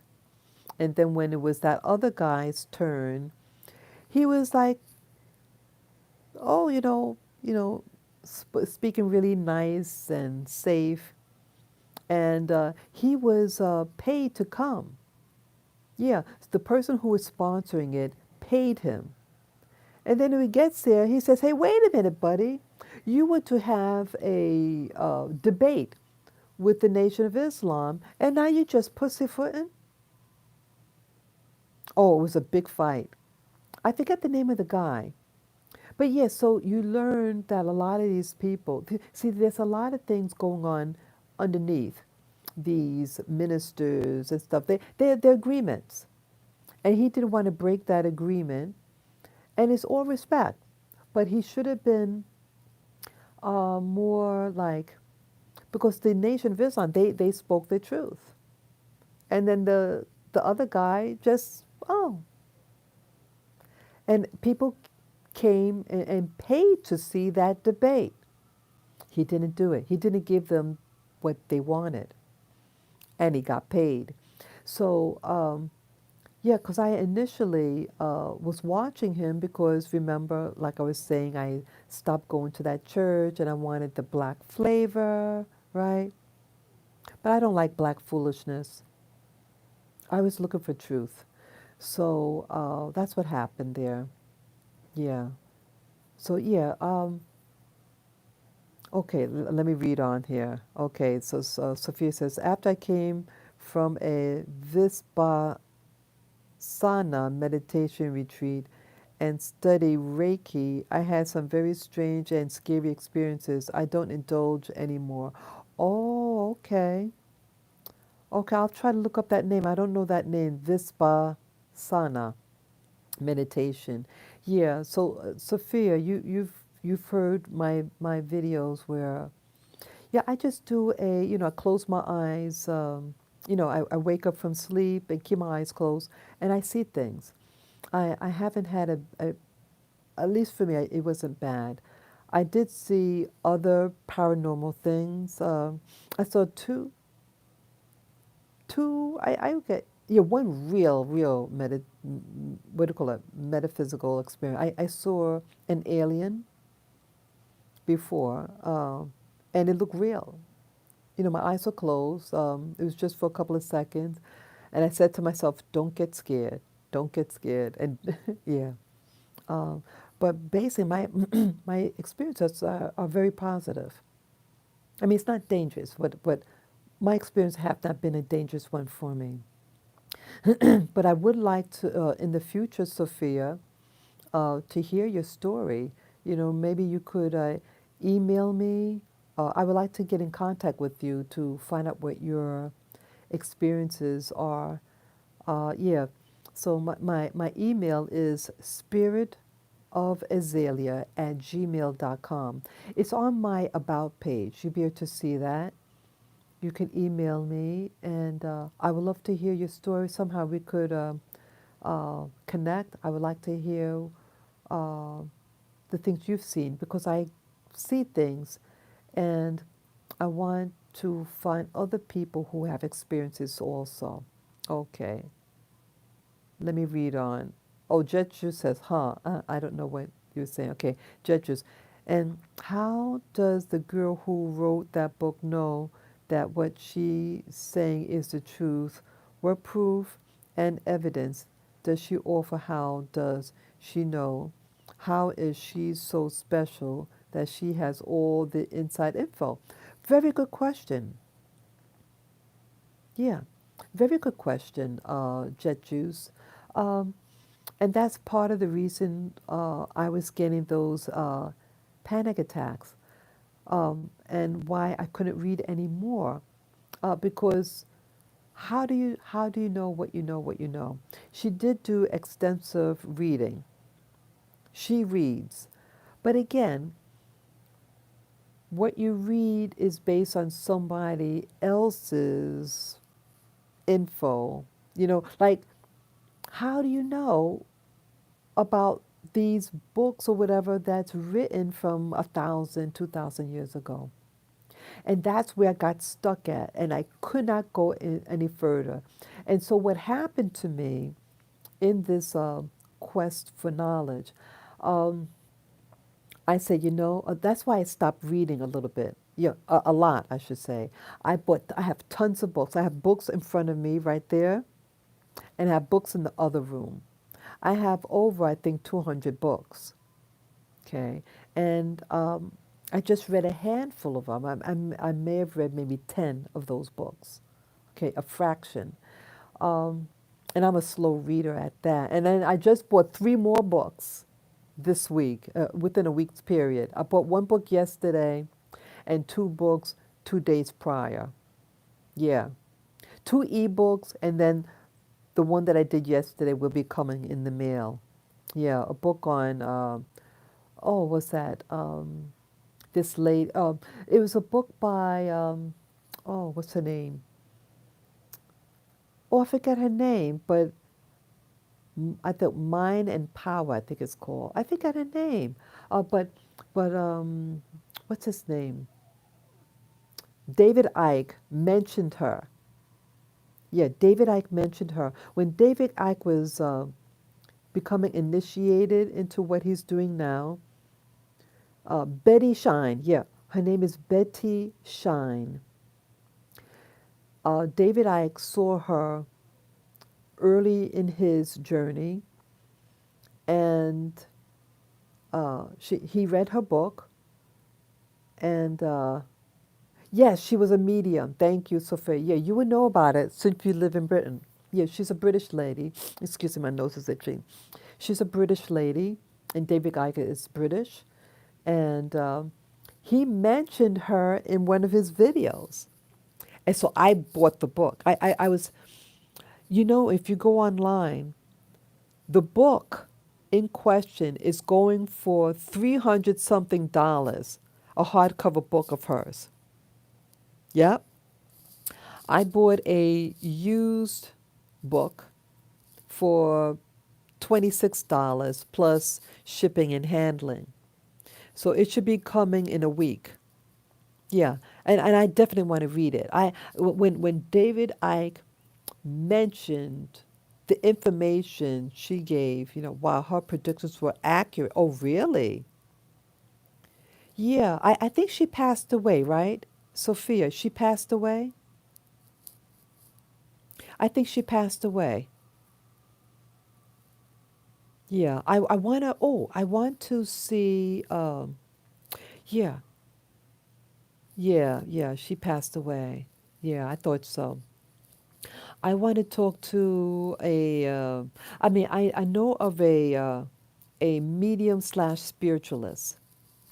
I like him, but um, I like him more as a friend than someone to actually do reading. Yeah, yeah, I need to talk to someone, and I, yeah, I'm going through. Sorry, I'm going through something right now. I need to get answers. I'm probably boy, I'm stumbling over my words. I apologize. I'm I was to do a tarot card reading on different options I have. I find that many times doing my own personal reading, I'm not a pro. I don't do that for a living. I'm being honest. I do my own personal reading, tarot card reading, and some of the information was really, really interesting. Excuse me, really interesting. And I think there's something to tarot card readings. Um, I want to get information about New York City. Um, New York City is changing a lot. Now, I'm born and raised here in New York City. My parents are born and raised here. Um, it's the safest place most comfortable place I've ever lived in, socially. Um, but it's, it's, it's getting dangerous. Um, the stores are closing. Um, I feel that um, the culture is getting dangerous, and that's where I want to go to now with New York City and Black people. I did that body cam walk the other day. Yeah, I got my new body cam. The old one was returned, and they sent me a new one, and it seems to be working fine. Um, and I thought, like, hey, it might be a change of pace. Oh, my cell phone, people. My cell phone is not working properly. When I do a live stream, sometimes it freezes the screen. So I was thinking, hey, this thing could record for over 10 hours. For 10 hours. Hey, let me do my little walk about in the city. And I thought it'd be different, you know? So I did some readings. Let me get my water. I apologize. I need some water.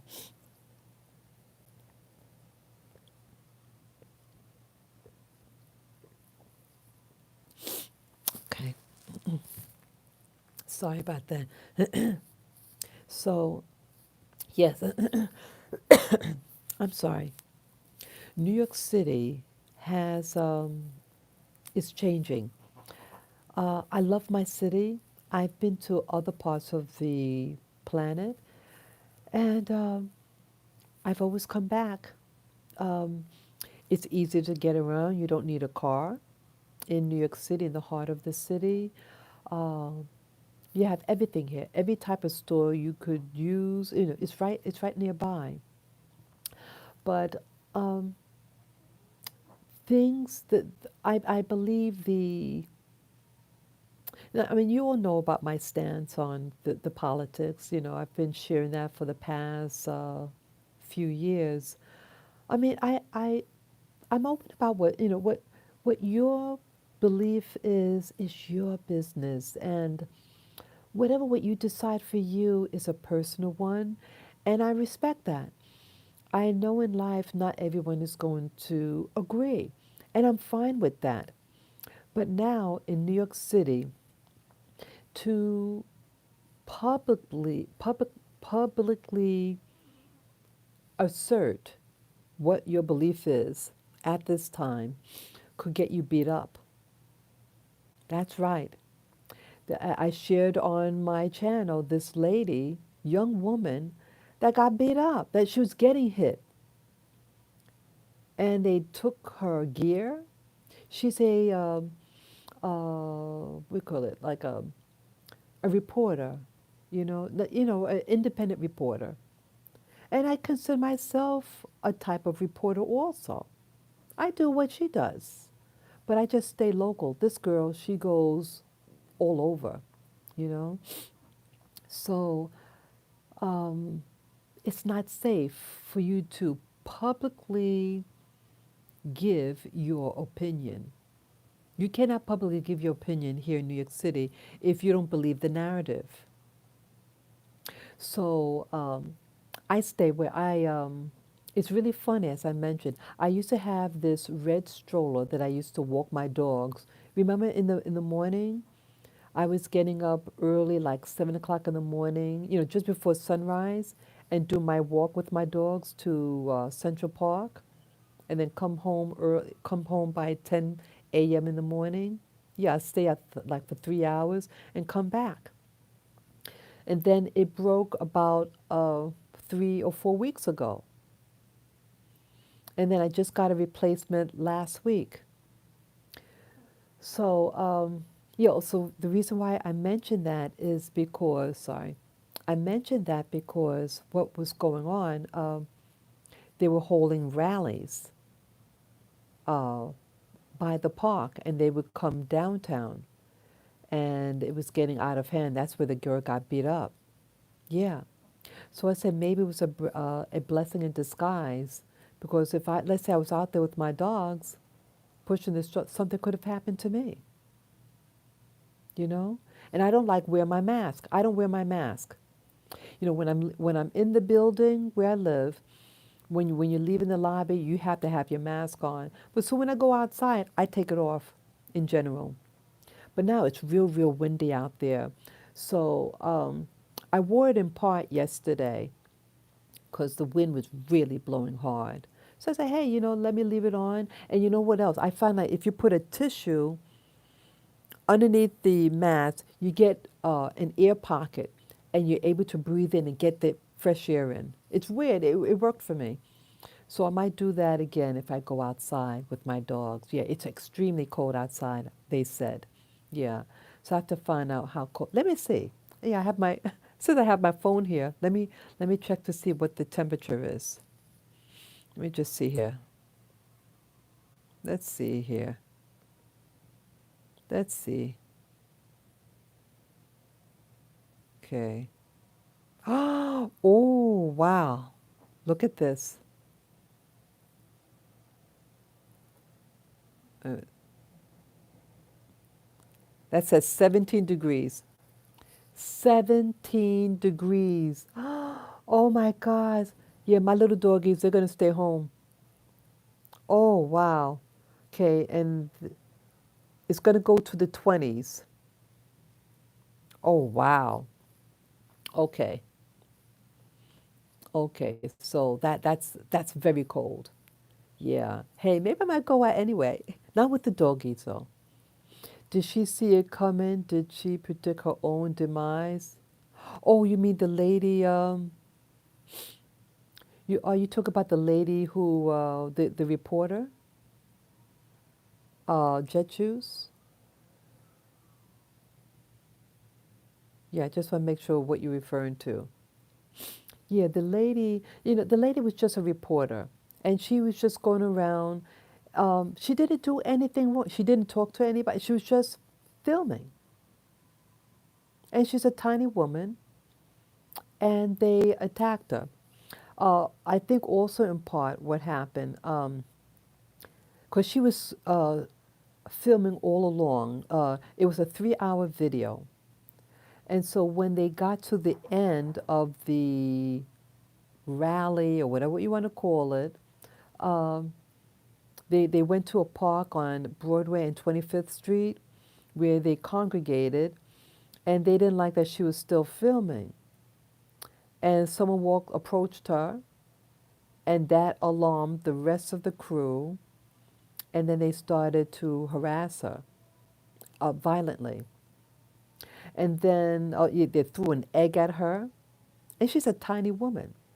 They grabbed her gear, and then she went to another march on Martin Luther King Day, and she's with other people, and they were just filming. And people, and they started to harass her. Yeah, they stole her camera, and a cop did grab it back and grabbed it from them and gave it back to her. Yeah, they're out of control. So they haven't they had black people and the Antifa. The Antifa are generally white people, young, skinny white people, and then they have the ghetto blacks that like to harass and bully people. The women act like men, and the men are just, I don't know what they are. But yeah, so what's happening in New York City? The past year and a half or so, it's the blacks have been very verbal about uh, the slogan "Black Lives Matter," and as I did that body cam power walk the other day, I hope you guys saw it. And what a lot of the storekeepers have been doing were to put black people, displayed, magazines, posters, slogans, and it's all for show. They do it because, see, they were protests and they were rampaging down the street and violating the stores, burglarizing the stores. They were breaking glass, the windows, um, graffiti, stealing the stuff in the store, and so some of the shopkeepers say, "Oh, Black Lives Matter" slogan, or they put as I showed you, posters and things like that. They're only doing that in hopes that it will prevent the rioters from damaging their stores. That's it. That's it. Or get this, the bookstores now. They have Obama. Now, Obama's been out of office for over 8 years. What was that? I'm sorry. What was that now? He did let's see, he ended it in 2016, right? He's been out of office for 4 years, right? So they have all his books and magazines with Obama and Michelle. They never once had Trump and his wife. See, it's disrespectful. Trump is a New Yorker. He's a native New Yorker. Obama, you don't really know where he's from. I'm being honest. I'm being honest. Obama never developed a platinum plan for black people. He never gave money to the historically black colleges.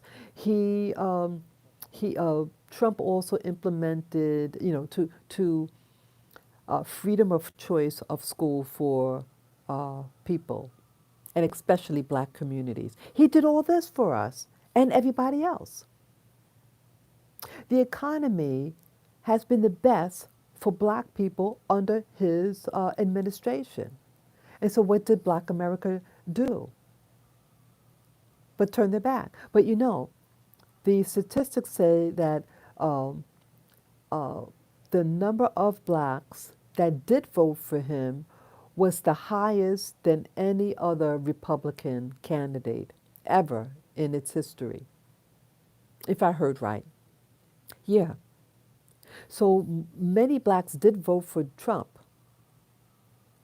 but the elections, yes, I believe the election, it was proven that discrepancies were done with the election.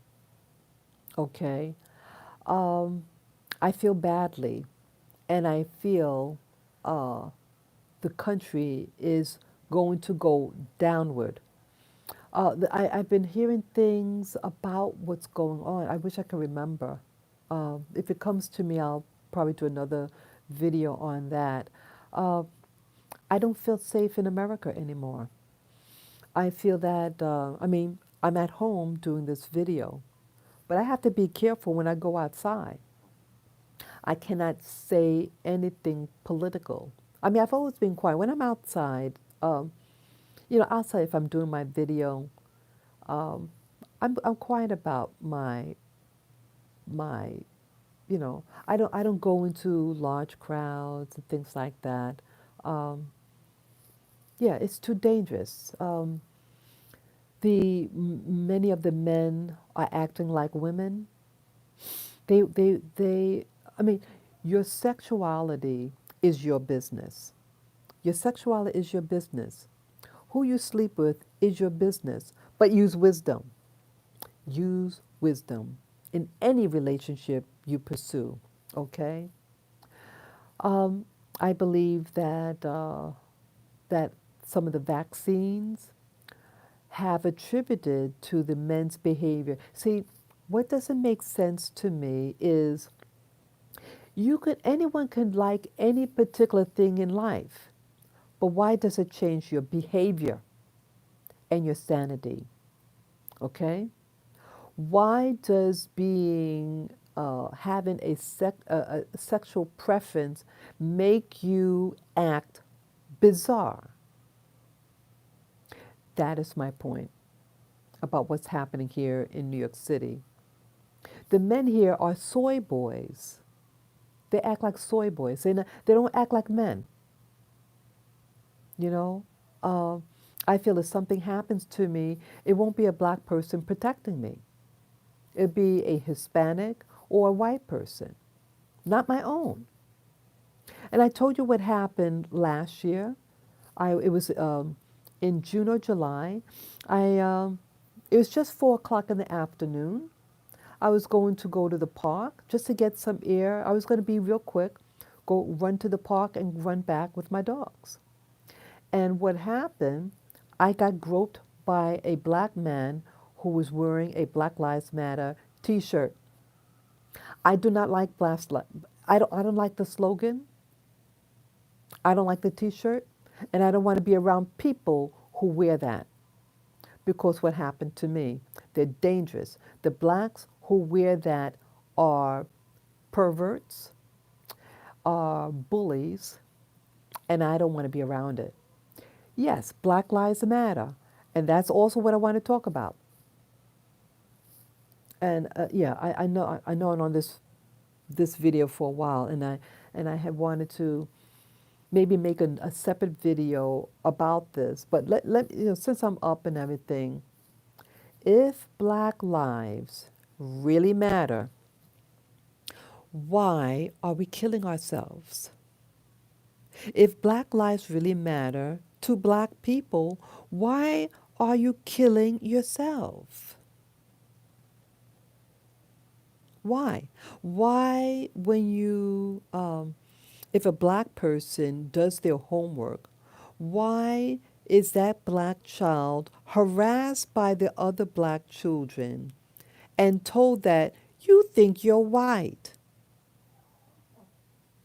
to discourage him or her from doing their homework, from being intelligent? That is because Black lives don't matter to them. And if you want to improve your social economic, that is a white characteristic according to these losers. Why? Why do in certain neighborhoods do the Black women beat their children in public? They slap them in the face. I used to go to this church in Brooklyn, New York City, and it took 2 hours to get to that church. I think it was 2 hours. Yeah, 2 hours.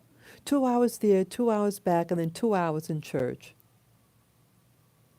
And I stopped going because to get to that church, you had to get to that particular neighborhood, this other neighborhood in Brooklyn, which is a very, very dangerous, dangerous, predominantly black and West Indian neighborhood. A lot of black people, black Americans live there.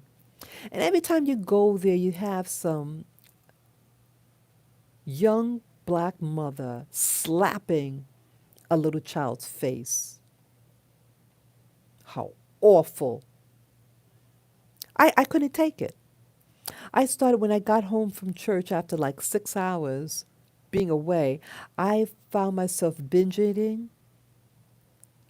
One particular episode, I couldn't stop eating, and I my stomach was hurting because I was uh, ate so much, but I just kept on wanting to eat, and I was hoping that I would throw up so that I can eat more food.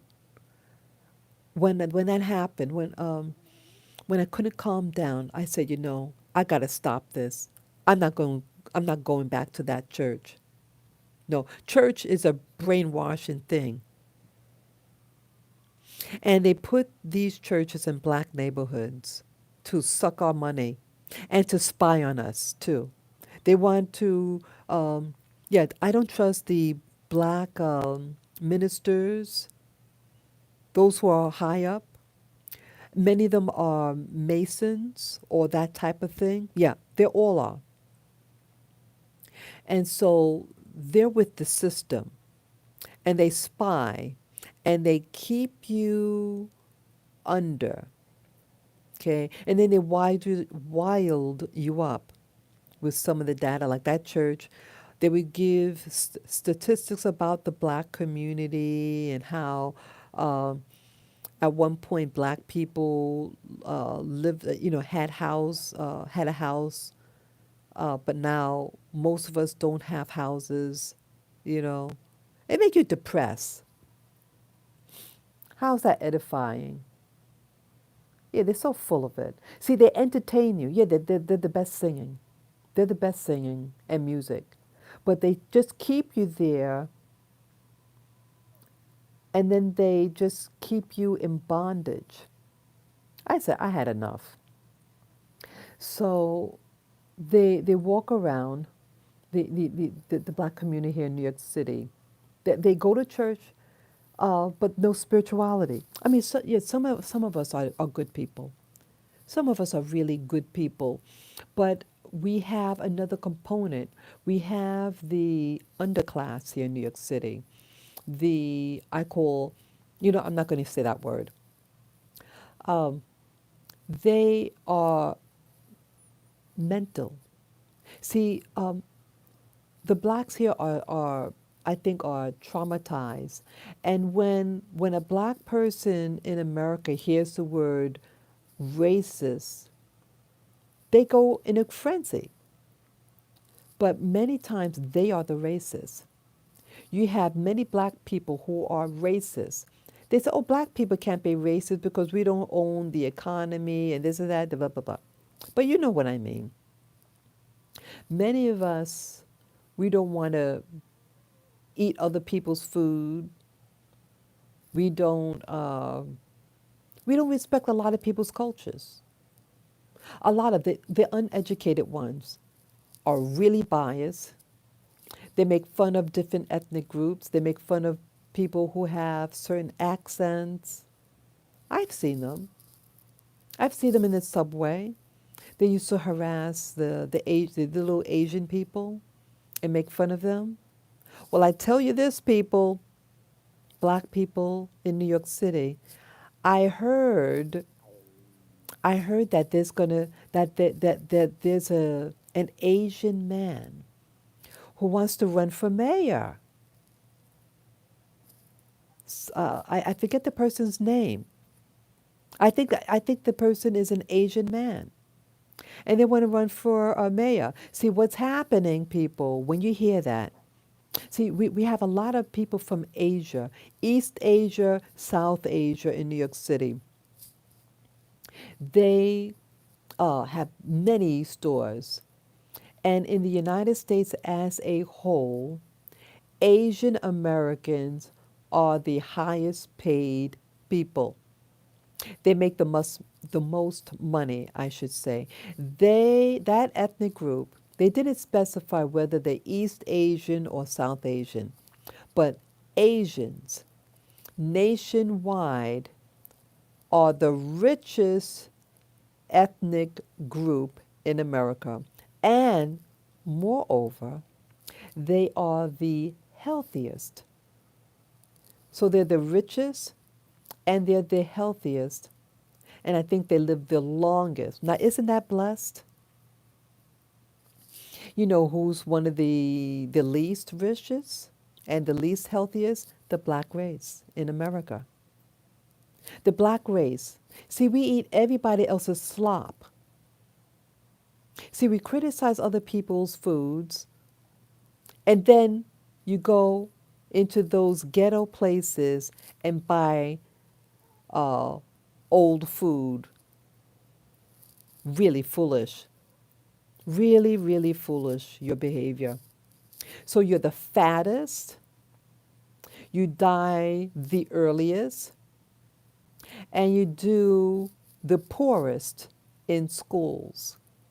But yet, black life's supposed to matter to you, but you eat their crap. And then, when we want to improve our economic and our educational status, they say, you think you're white. Didn't you hear? It doesn't sound stupid. So, what are those black people who say that? What are they implying? That black people are stupid, right? Am I right? Are you implying that black people are stupid? And so you're supposed to act stupid. And you think you're all that. So you're going out there beating up on little Asian girls because they're videotaping you. Yeah. Sophia, have you heard something like that before? That for you to do your homework and to learn how to speak well, how to write, how to do your homework, that if you do that, you are trying to be a white person. So, what are they implying? What black people are supposed to act like? Buffoons. And they are buffoons. They act like buffoons. I've had it said to me before, okay. And it's Sophia, as I told you, your name means wisdom. Sophia means wisdom. So I didn't have a lot of black friends. I'm being honest.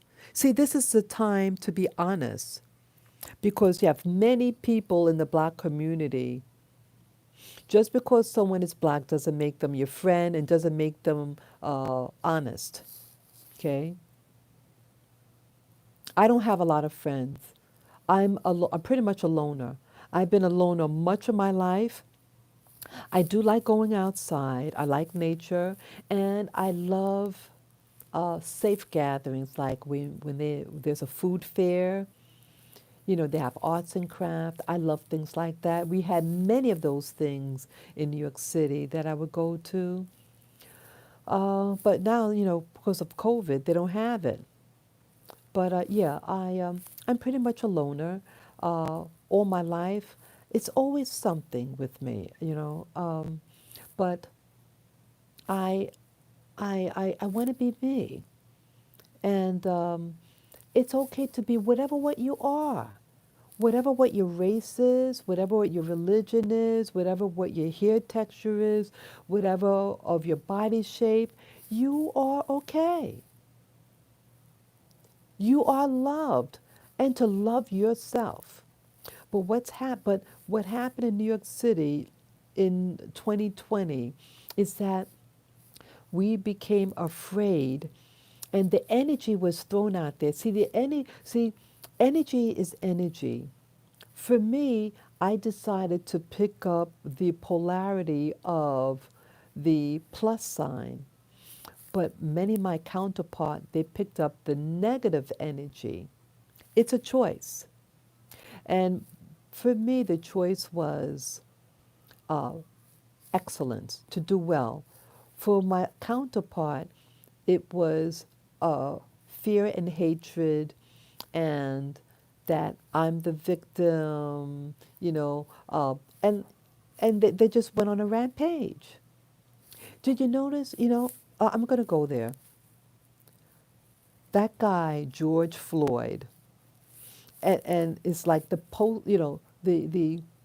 individual that allegedly, like the spark from all this riot that started last year. Yeah, he got killed, allegedly got killed, because now I'm not really sure if he really died. The two people knew each other.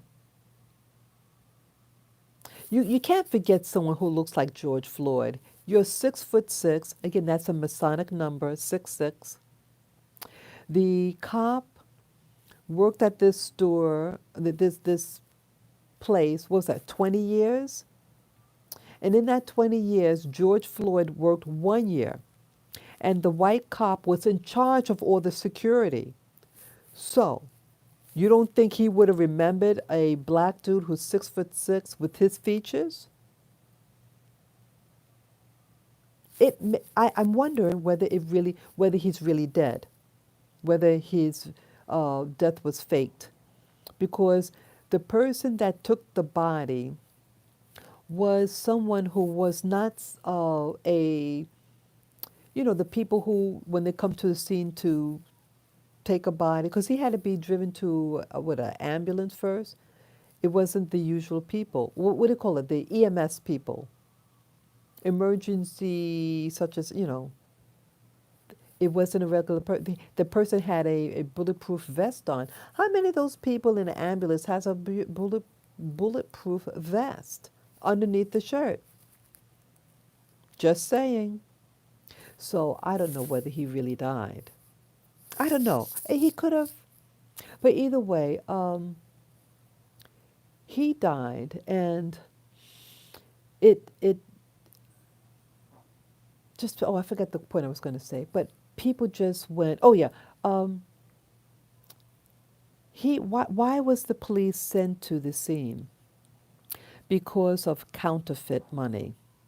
Allegedly, he passed off counterfeit money. So he might have actually been a criminal. Okay? Now, my question is this to the black community. How come when you have a black person who's involved or potentially or possibly involved in some type of questionable behavior at the time of their death, how come you get a big crowd of black people rallying for that person? But when it's a black person of some type of excellence, you don't hear them. How about that person last year in February who was jogging, and he just stepped into a construction site that other people had gone in, and he was chased by two trucks, and he was violently shot down, and it was just awful. Why wasn't his thing really covered? Why do they cover certain things and other things they kind of squash? You haven't heard anything else. The incident happened in February, and then sometime after George Floyd's thing, they briefly talked about that guy, that the jogger. Why is that? Why is it that we like to protect people with questionable backgrounds who live in the black community? Why don't we protect the innocent?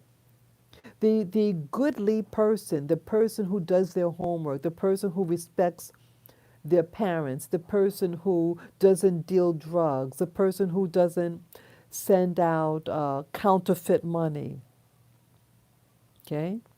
He allegedly gave out counterfeit money. Now, I don't know whether that's true that he gave it, but that's why they allegedly called the cops. And why did it escalate? Because Because generally, when something like that happens, the cops just want to know where you got it so they can track down where these counterfeit bills are coming from, right? But that didn't happen. So maybe this is something that was planned. Maybe to, who knows? So, okay, so this is a concern that I have with the black community. We'll help any riffraff, any drug dealer, any baby's father, mom, or dad, any puke from our community. But soon, when someone wants to better themselves, do their homework, be respectful to women, be respectful for men, be respectful to their children, you don't you don't want to protect them, their honor. And even that woman that was a nurse, they put her up on a pedestal also, and her thing is questionable also. She was under surveillance for, I think, over 6 months, quite a while, for being involved with drug dealing. It wasn't like the cops just came to her house and they knocked on the wrong door and then the bullets fly. No, they came there by design with the intention of serving an arrest or search warrant in her premises. And then shots were fired from there and they shot back. She was under surveillance for quite a long time. And then also, people, in a different incident that happened with the same lady that died by gunfire. Oh, what was that now? She had a so-called boyfriend. Okay, a lot of black women and their so-called boyfriends, their criminal boyfriend, um, had her rent a car and had the dude, the former boyfriend, use that car and put a dead body in the car. Let me repeat. She rented a car, let her then boyfriend access to the car, and someone put a dead body in the car. And because she was the one that rented that car when it was found, of course, they're going to interview her. Hey, there's a dead body in here. And that's why she was fired from her job.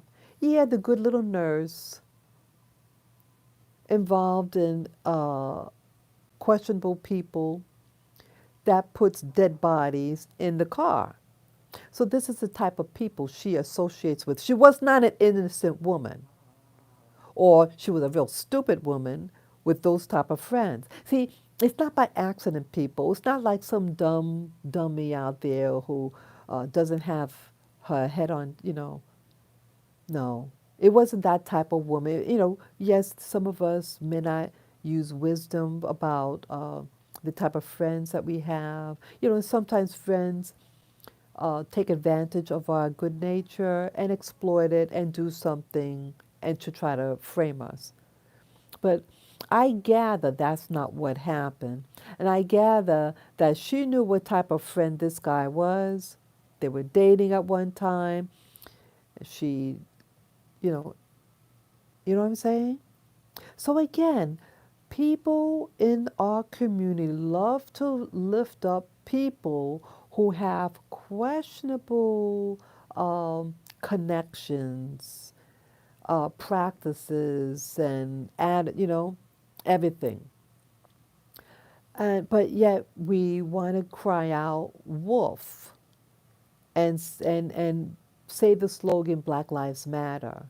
But everywhere I go in New York City proves that black people don't matter to many black people in New York City. So they tolerate garbage on the floor, graffiti on their walls in school. They're more preoccupied with the way their hair and nails look rather than their mind. The black community in the past had many fantastic black leaders who were highly intellectual, who were highly educated, who got their doctorates, right? You have excellent role models, but you chose other. You chose trash. And what do you get? You get trash. Trash in, trash out. You did it to yourself. Much of the self stuff, you did it to yourself. But yes, I was young once, and when I started out as a young adult, there was a lot of racism. I was mistreated a lot. White people would say horrible. The whites that I worked with were horrible and would say horrible things about black people, black men in particular. So even when you were a good black person, giving them a tip, oh, I don't like black people because they try to show off and give me a big tip. Someone is giving you money for a service, oh, they're trying to show off and give a big. So it's always something. I had to be around people like this. I had to be around people, the so-called liberals, the white liberals of New York City. They're horrible, many of them. Horrible.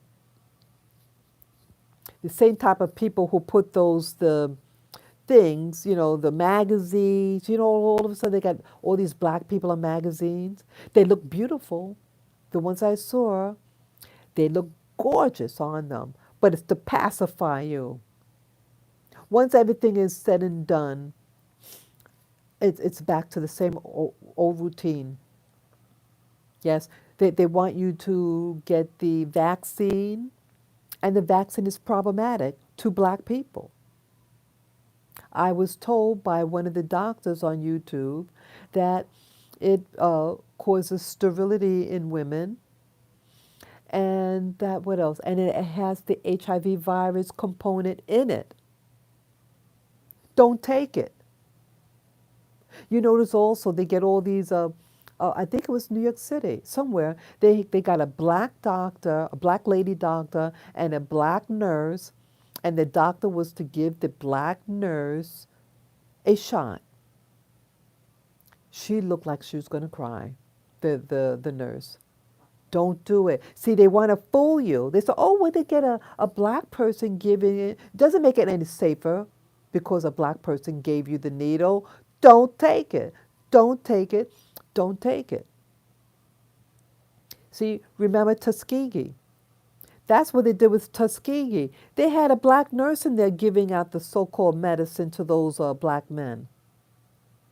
They were dying of syphilis. And it was an experiment being done to see the trajectory of the disease. And so they studied a rural community, poor black community, and studied them from the 1930s to the 1970s, this disease, for all those years. That's the truth. Tuskegee experiment. Go look it up for those of you who don't know about it. Yeah. Yeah. Oh yeah, they get a black person in there to smile in your face. That black nurse should have known better. See that? They use your own to kill you. Don't take it, whether it's a black, white, yellow, red nurse. Don't take it. It causes harm. Yeah. So what's happening now? Black people in New York City is really out of it. They see, because now we have a new administration. They're real cocky right now, and they want to, and the Antifa. So you have the trash black people and you have the trash white people in New York City. Primarily, they're Black Lives Matter organization and Antifa, and they go around harassing people and harassing middle-aged people. Yeah. So if you don't have a man, there was two white men without a mask, and they're talking, and they were harassing them for not having a mask, and then they followed them. Yeah, they're out of hand. They want to show off now. See, they want to, New York City is a chocolate city. Yeah, it's overwhelmingly people of color, darker skinned people. So you got the Hispanics from the islands, you got the black people, from the South and their ancestry, and then you got the West Indian blacks. But you notice you're not getting, why don't they have a black mayor?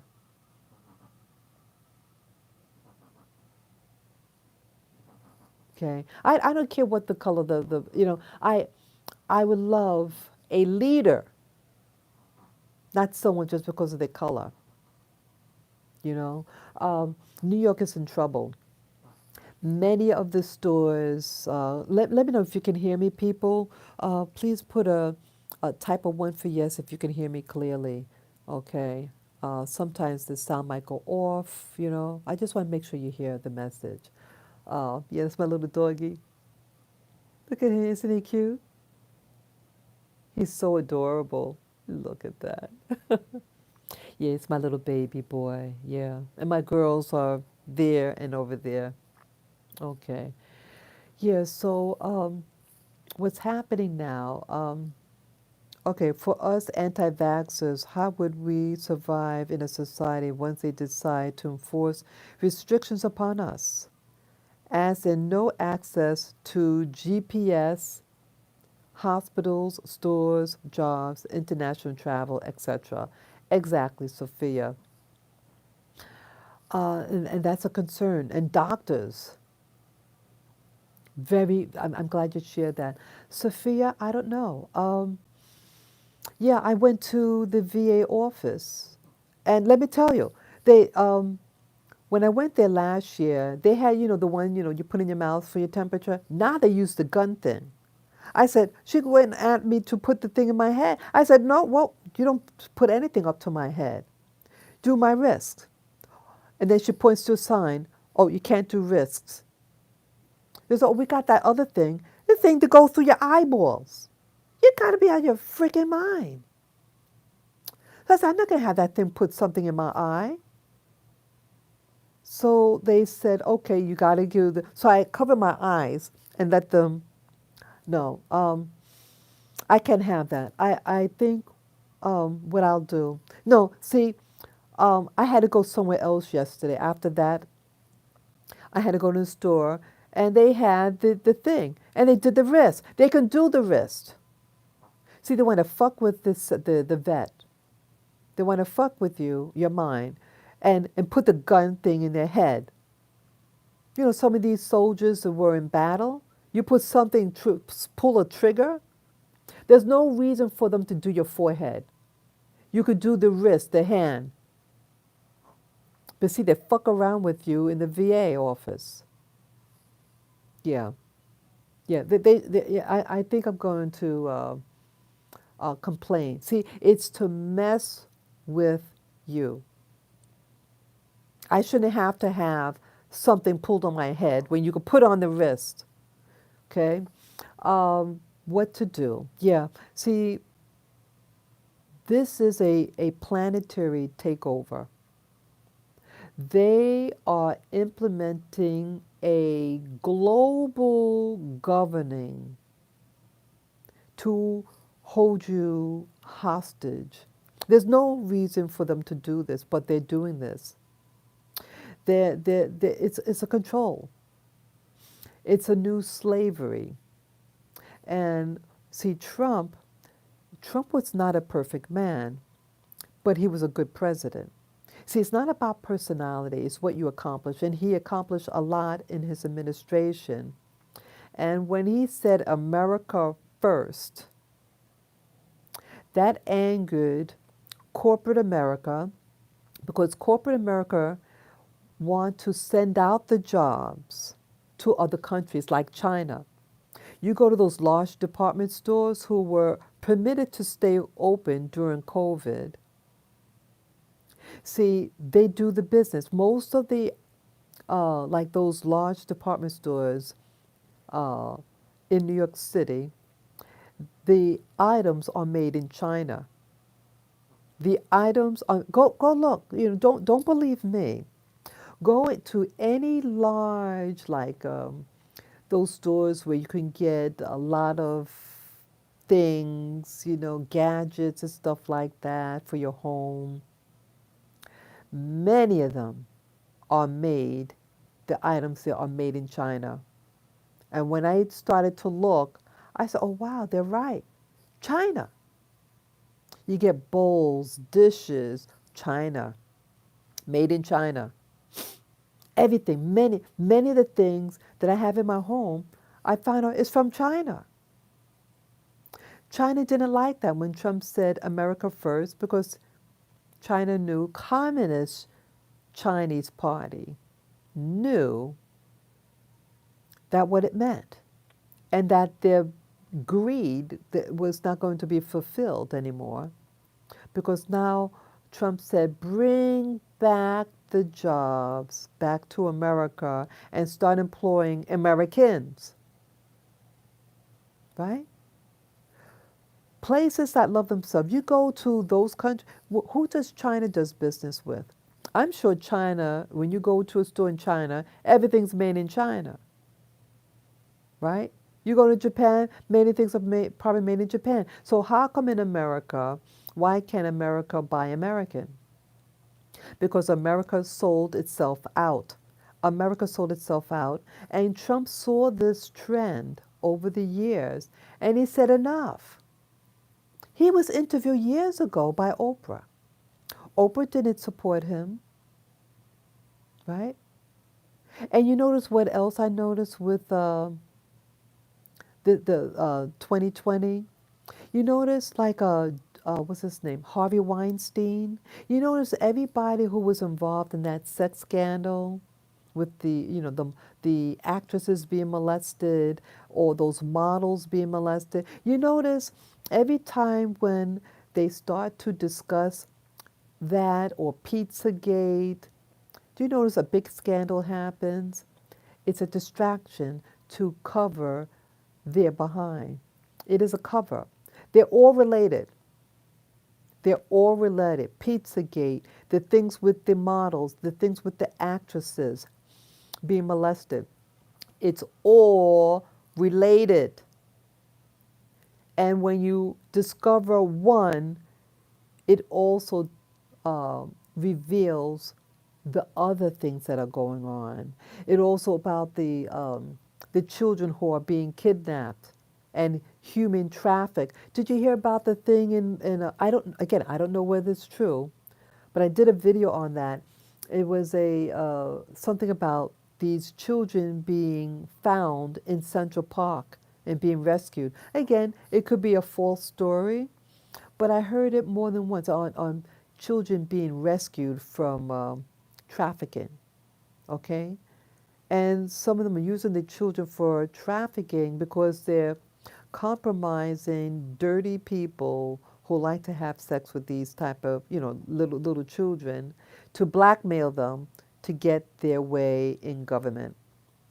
Okay, that is what's happening. So yeah, every time when you start to get close to what's really happening, a big scandal happens. And I think the thing with George Floyd was a major distraction from the human trafficking that was happening. Yeah. There's no other reason. I mean, people are killed I mean, I'm not trying to trivialize it. A human life is a human life and should be protected. But I believe that the George Floyd incident was a ritual killing, a ritual, even if he's still alive. It was a ritual symbolic event and to camouflage something. What that something is, I can only speculate, as I said, about those Pizzagate, the child trafficking, the Harvey Weinstein, Jeffrey Epstein, all those things were going on. Remember that? And then you didn't hear from them anymore. Okay? But they knew how to trigger. It was used to trigger black people. The event of George Floyd. It was very sinister. It really upset me. Um, but it so now it's like, oh, the word racist or racism is just thrown out there. You just have people, oh, they're racist. They're racist. You know, there are a lot of black people who are bigots also, who assault people here in New York City just because of their race.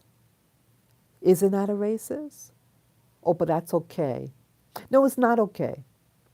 Harming people just because it's never okay. It's not okay when it happens to black people, and it's not okay when black people do it to other people. It's not okay.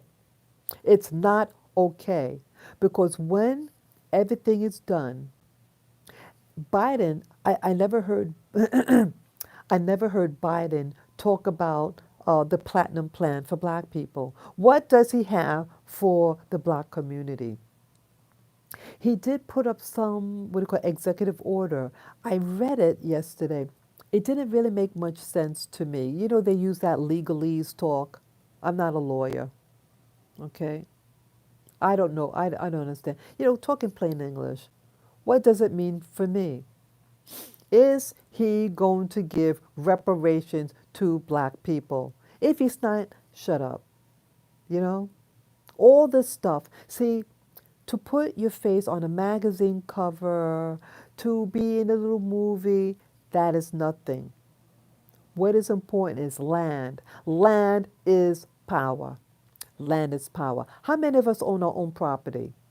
And moreover, not only do I think the black community in the United States of America should be given our 40 acres, but it should be tax free. See, what happens to black people is that we lose property. We get thrown out of our apartments. We get thrown out of our homes because of the taxes. We can't afford it. We're the first ones often to lose our jobs. And so what are you left with? So I think to protect us perpetually, we should have our own land, and that land is perpetually ours and tax free, so we could enjoy the fruits of our labor. We labored for over 400 years. We served the white community. We made them rich. We're making other races rich, but not ourselves. So, to protect us as an endangered race in America, we should have our own land, our own governance, our own schools to protect us. When we're with mainstream America, we're in danger. Uh, the things in movies. See, you know what else? See, even though I want that for all of Black America, but you know, we have sellouts. And you know who's a sellout? A lot of those performers, a lot of those actors, what do you call it? Not to mention their name, but you could just figure out who. We have movie directors, black people who make movies designed for black people. What do? They show us as buffoons. They show us as promiscuous. They show us as immoral.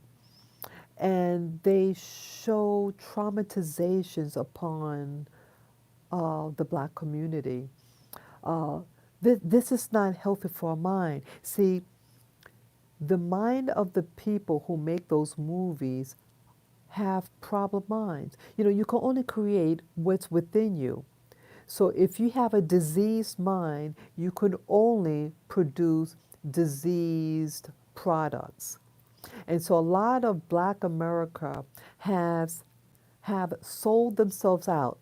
They sold themselves out because many of them are members of Masonic organizations and the like, men and women.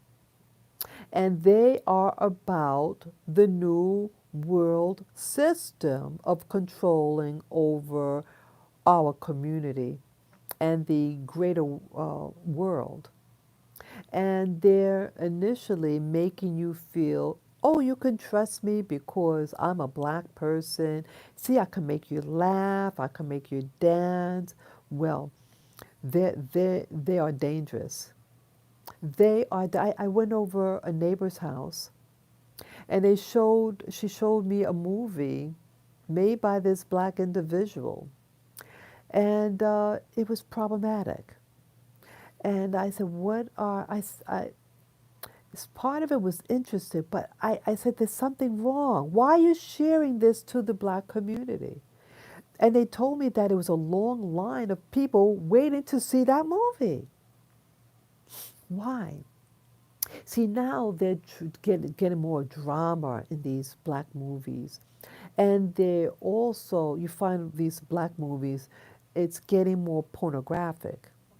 Because, see, a lot of Black people have been sexualized growing up as children, molested, um, and becoming sexual oriented rather than spirit oriented. Your spirit, your heart center.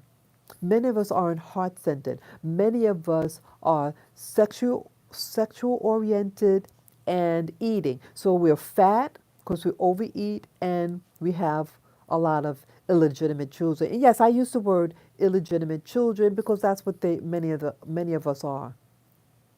You really can't have much of a society if the children that make up that society are illegitimate. You find societies where you have a married family, married couple with their children are stabler. See, when a person's not married, their excuse is, well, I'm not married. I could have sex with Tom, Dick, and Harry, Sue, Boo, and who. Okay? When someone is not married to their partner, their so-called partner, they feel it's a license that they can have sex with anybody they feel like it. So you have people, parents, who teach immorality to their children through their lifestyle. So how good could a society, their society, be if they live like that? Right? I'm speaking truth, people. I'm speaking truth. You know that over 80%, from 75 to 80% of the Black community are illegitimate. You go to Asian community, most of them are married. They're in a relationship, right? And they're doing better, and they're living longer. They're living richer and longer and healthier than you. So you should study people who do well in life. Study those people who are healthy, who are intelligent. Study them. Study how they got to where they are. And then copy it. Yeah, if you follow a loser, and a lot of these performers are losers. Look at some of the rap artists. Now, they used to hang out with Trump. That guy, P. Diddy, the guy keeps changing his name. Do you think he's stable? He was friends of Trump. And then because he got on the bandwagon of the race, the race mantra, right? That was a mantra that you say over and over in your head. And it's not even true. And what happened? He said, "Oh, we gotta take him down." Why? He was your friend. You hung out with him. He's a native New Yorker, people. And what you did. The Clintons were not native New Yorkers. And what? You voted for the Clintons, and they're not even New Yorkers. They moved here. Someone purchased their home upstate, so they're not even brave enough to live in the heart of New York City. They lived upstate, but not down where their constituents lived, because they don't like black people. They don't like black people, the Clintons. They like anybody who could serve them, and when you outdid your serving them, they forget you. Okay? I didn't vote for the Clintons.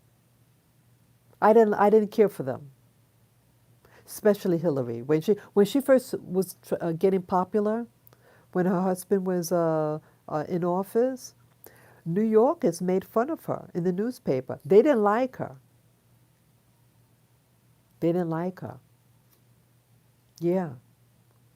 And then they sneak here, move to New York State, so that Hillary can run for senator. So they're users. They're users.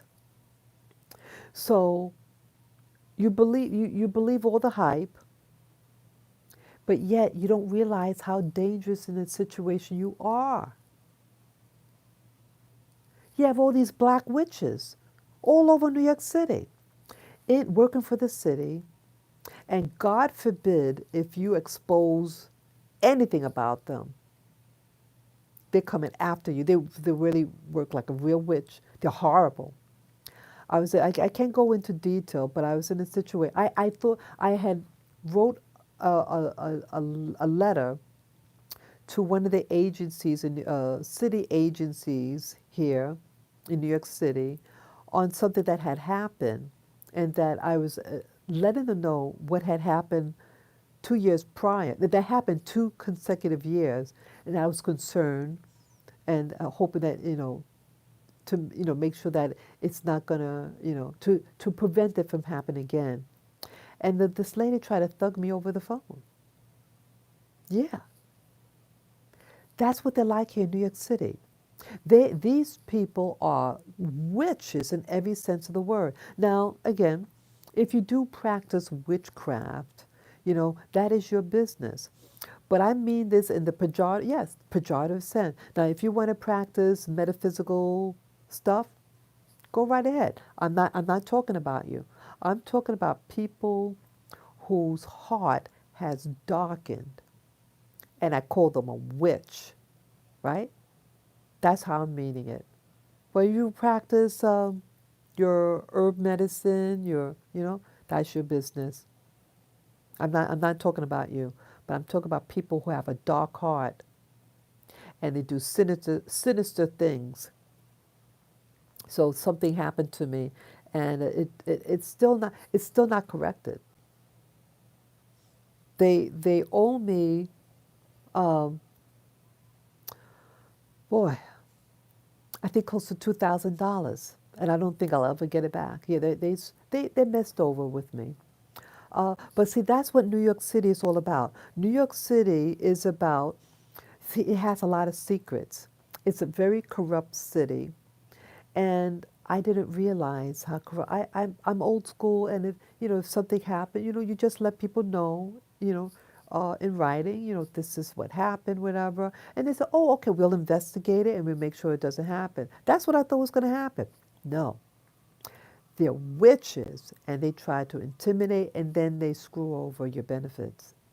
And that's what happened, and I never got my money back. So what else?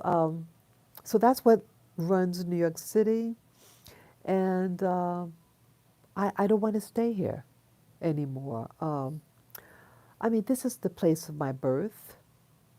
I was recruited from the military here. I don't want to leave, but people, this is also what I wanted to talk about. Yeah, the position of Black America in New York City is going down. The whites, I just found out, I listened to this, I'm not going to give the name right now, but a YouTuber that I've been following just recently, the past month, 4 weeks, he said he's moving. Yeah, he lives right here, not far from me. I personally don't know him. I just watch his channel on YouTube. He announced yesterday that he's moving. He's going to leave the city and he's just going to drive around. I don't know where to go to. I I mean, I love it. I have a great place. I have a great place. But it's corrupt here. And when you no longer fit, it could be dangerous for you to stay. And I feel, I told you that they tried to grab my little boy. This is my little boy. Yeah. See, that's him, my little boy. They try to grab him. A drug addict. Yeah, I had my camera on at the time. Yeah. And I put it up too. Yeah. So you can see that. He's looks out of his mind. Where's my nose? I thought I had a sneeze. I'm sorry. Oh God, let me get my water. Let me get my water. My mouth is dry.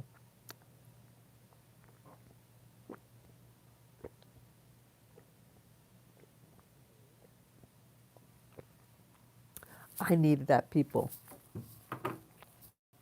Let me get my little stick here. Ah, I'm just putting my chapstick. Yeah. Okay, someone's just writing something. Let's see here. Yeah, I don't know. Let's see. I don't know where to go. This is, I hope and pray that you are able to move so you will be able to have the peace you deserve. I hear all the time it's getting crazy in New York City. Okay, that was Boogie, L Boogie oh 06. Okay, it's the first time I've ever heard from you. Okay, welcome to my channel, Boogie. Okay, I remember that creep tried to grab the dog, and the man was so dirty trying to touch your precious dog. Yeah, I was scared. I was, I felt frozen. Yeah, it's when it happens to you, sometimes, you don't know. I mean, sometimes you freeze, and other times you can get aggressive, but it can happen, and any response could happen, and you don't know whether they have a weapon. Happen in broad daylight. Yeah, people, I don't know. I'm always on your channel. I have only commented a few times in the past. Oh, I'm so glad that you decided to share. Yeah, I'm always open for people sharing constructively, and it's nice. I like communicating with others, and I learn from you guys also, Boogie. Yeah, I learn from you all. But yeah, it's just a lot of things are happening in my personal life. I want to I think part of me, wants to do, as I mentioned earlier, I don't know, excuse me, at what point you came on this live stream, but I mentioned about getting guitar lessons and weightlifting stuff. Um, but I have to start saving money. Um, I don't know what to do. I really don't know what to do. One of my viewers suggested a place, but too close for comfort. I know someone that lives there, and I don't want to live near them. Yeah, I love nature. I want a place that, my little boy. I want a place that would be good for my, little dogs. I have three little ones, and uh, he's my little boy. I want them safe. I want to leave. I feel like, sorry, I feel like I want to leave the country actually. I don't want to stay in the US. Once the election happened, I felt extreme danger. I watch other people's videos. They have the security, what do you call it, the Coast Guard out. So it's looking like a police, what do you call it, a military zone in DC. Where is everybody? Where is everybody in DC? I watched videos of DC. There's no one out there. Where is everybody? They're thinking about. I mean, since he came into office, I have not listened to any of his speech. I mean, I did watch the election. Many of you haven't, did not watch the election, and I don't blame you. But I felt for historical purposes, I needed to document what happened. I needed to also document if someone went against it. You know what I'm getting at. Whether it get hijacked. I wanted it to be known, and you could use that as a reference, so you know exactly what happened and what didn't happen. Uh, I feel badly for my former president. I feel he got shafted by New Yorkers. Uh, you really didn't listen to him. You got caught up in uh, the word racism, and you didn't use common sense. Don't go by what people say. Go by what they do. Okay, Trump has always been a wild card. He always and he had friends, those hip hoppers, those rap singers like P Diddy and all the others. They used to hang out with each other. So now he believes the hype, that particular rap singer. And what did his music? What look at these people's music. What do they portray in the black community? They portray black men as being violent, the women as over sexualized. How is that helping our community? They want you mouth based and your genitalia based. Those are low frequencies. They want you to be low frequency. Baby, you need to increase your frequency. Increase your frequency. Start eating healthy food.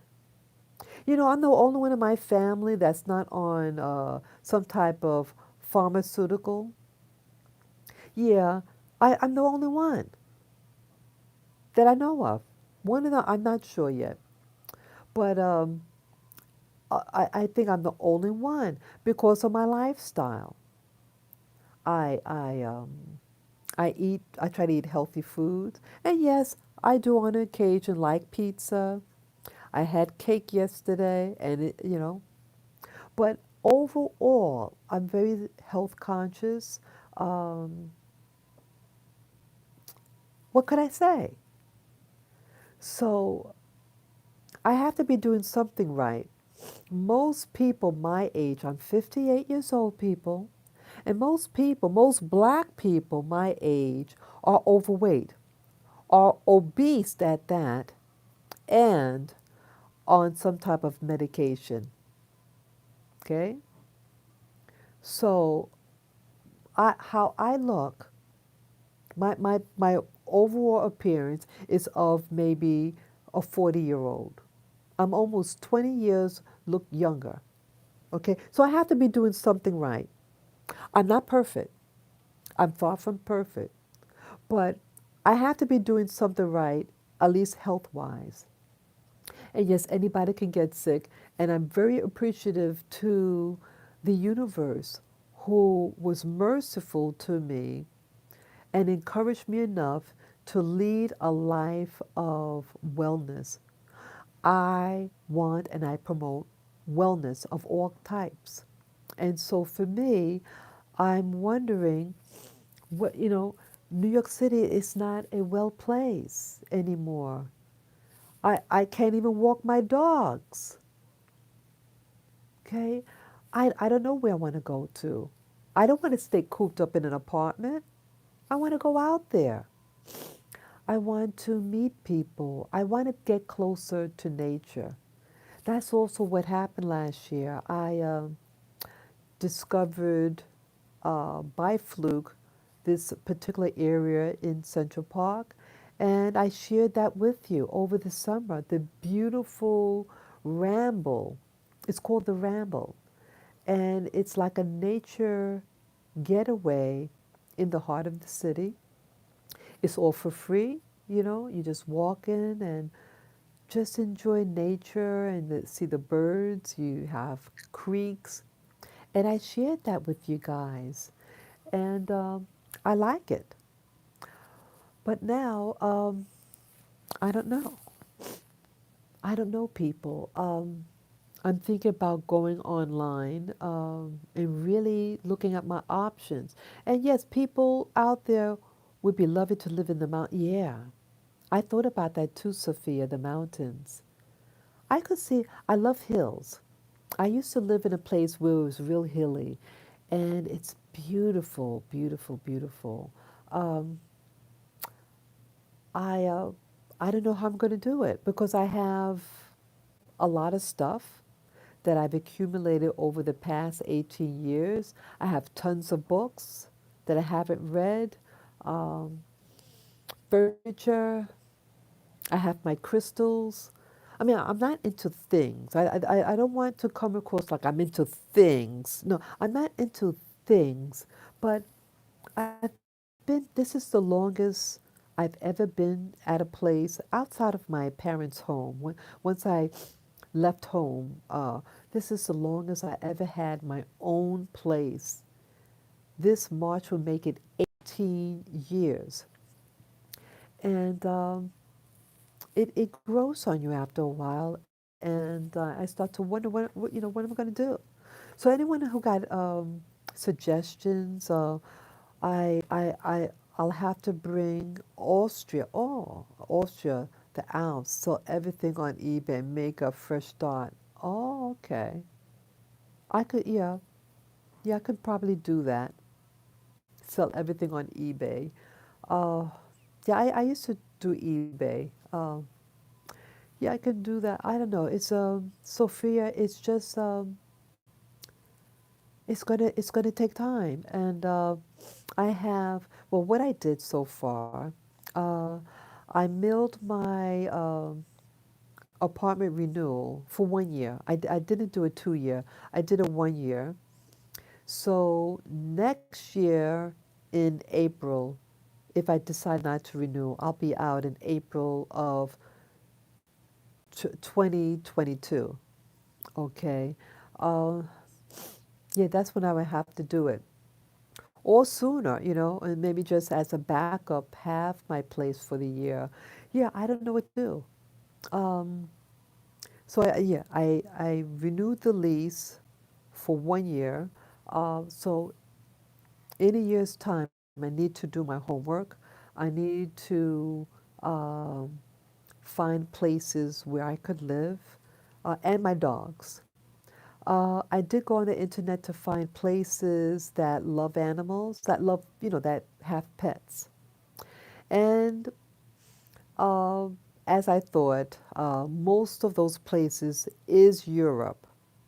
But I want a new start. I want something ethnic. I mean, I don't want to try to, I don't want to sound like I'm colorblind, I mean, that I'm being like all about color.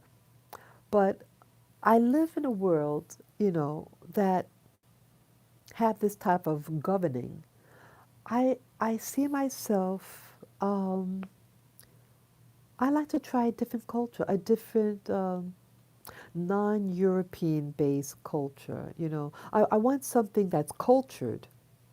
I want something that is would be safe, relatively safe for a woman, because it's just me and my dogs. And some places don't like women. It's awful.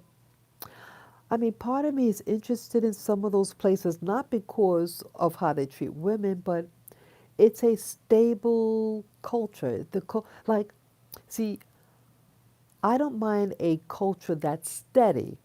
There's no surprises. You go in, you know what to expect. You just follow the rules. I could tolerate that, but it will be just me, and some places may not want dogs, you know. Um, the places in Europe, yes, of course, Austria or France was number one. France, Austria, Germany, Sweden, but yeah, Portugal. Ah, okay. Yeah, I did consider there also. I am part Portuguese also. I am part Portuguese. So I thought of that also. Um, yeah, and I did meet a YouTuber online. I mean, not meet them, but there's a channel, and I had uh, written her in the comment section, and she's living in Portugal. Yeah, and interesting. So, yeah, give me ideas, people, what I could do. Sophia gave suggestions. She said, start selling your stuff on eBay. I think so. Yeah, I think she does like Portugal, Sophia. Yeah, she said she just got a house or something like that. Yeah, so I assume she likes it. Yeah. Let's see what else. Yeah, so yeah, I would like something scenic, somewhere that's inexpensive because I'm on a fixed income. I like warm weather, nothing too hot. Something, be nice, even temperature. Because, as you get older, you, you don't want extreme weather. I want to be able to get around. I want to be with people. I like natural environment. I see myself living in a small house. I like a cottage big enough for me and my dogs, and a garden. That is my fantasy, to live in a woodsy area so I could do my meditations out there. Yeah, that's my fantasy. Yeah. And that's when I started monetizing people because I saw a video of a tree house. And I said, "Boy, I want to get a house." Yeah. And so I said, "Hey, I'm going to monetize and try to earn some little extra money uh, so I could move, you know?" Yeah, that was in 2017. Yep. April of 2017, I monetized for the first time. And yeah, if anybody could donate money to my channel, I have a PayPal Me account, and you could just click on the link and follow the prompt. It's a PayPal Me. It's on the banner, the right side of the banner on my channel. You click it and follow the prompt, and any amount would be greatly appreciated, especially these days. Um, I know people are losing jobs, people are stressed, but any amount you could spare, and helping me, with the music, because I may be continuing my guitar lessons that I started yesterday, and the weightlifting to possibly do competition. That's what I initially started last year this time. Yeah. But my long-term stay here in New York City, uh, I if I could, yeah, I'm just looking out the window right now. Let me show what I'm looking at. Yeah, see that? It's a beautiful skyline, but it's getting dangerous, and I'll miss it. I mean, this is my city. I'm born and raised here, and I feel that I've outgrown it, and I want to find a safe place for me and my dogs, a place that respects women enough. Um, Dogs. At some places I would like to try, but they're not into animals. So yeah, so definitely pray for me. And I'm thinking about seeing a medium to discuss um, the medium that I know. It's a spiritualist medium. Um, I mean, I like the person, but I want to find someone. with a better ability, and the other personal matters that I need to talk about. So yeah, I might go outside today, kind of walk around a little bit, and I mean, I don't know. I mean, I know this website that recommends um, mediums and all that. I did use it once, and I thought phony. I didn't. I paid good money for them. Uh, we'll see though. But yeah. So my requirement is I would like a place that would be safe for women. Something nature. Um, a nice climate. Not too extreme. Um, let's see what else. Yeah, did I say about dogs? Something I like pets. Yeah, that's basically it. Whatever happened to the tree house? Yeah, oh, you remember that? Hey, DJ King. Yeah. Yeah, yeah, thank you for reminding me. Yeah, um, it didn't come through. I would like my own house. Yeah, I love, thank you for reminding me with that. Yeah, that's what motivated me, as I said earlier, that's what motivated me to monetize, to try to earn some money so I could buy a little tree house. And yeah, that was in Portugal. I like that idea. I love it. But I'm thinking, I am getting older. Uh, that type of place, maybe not, I think maybe on the ground would be better than climbing up. But yeah, I'm glad you remember that. Yeah, yeah. I, I, um, I want to, yeah, I thought I was going to do better, but the economy isn't that good, and they are shadow banning me. I've been on this channel for, what's that, since 2014, started monetizing in 2017, and I'm shadow banned. They don't, some of my subscribers don't get my channel. They've told me that. Yeah, welcome, good morning, the ground sounds better. Yeah. Yeah, I thought it was so beautiful, the tree house, and I'm very, I like fantasy, and but I think as you get older, it'd be better maybe on the ground rather than up in the air. Yeah, because my little doggies have to be safe, but yeah, I would like a nice little house, one level. I want uh, I actually like the Spanish style houses, with the ceramic roofs. I love those old fashioned homes. What do you call, they call it villas? Oh, I would love a house like that with a garden. I want a nature garden. I want to grow fruit trees and an herb garden. Oh, okay, bungalows. Okay, that's a nice name, bungalows. Bungalows. Yeah, I want to live in my own place. Yep. I want and do videos. And you can see me like sitting down in nature. Maybe I can do meditation sessions. Oh, it's a fantasy I have, people. I people I don't know how to accomplish it.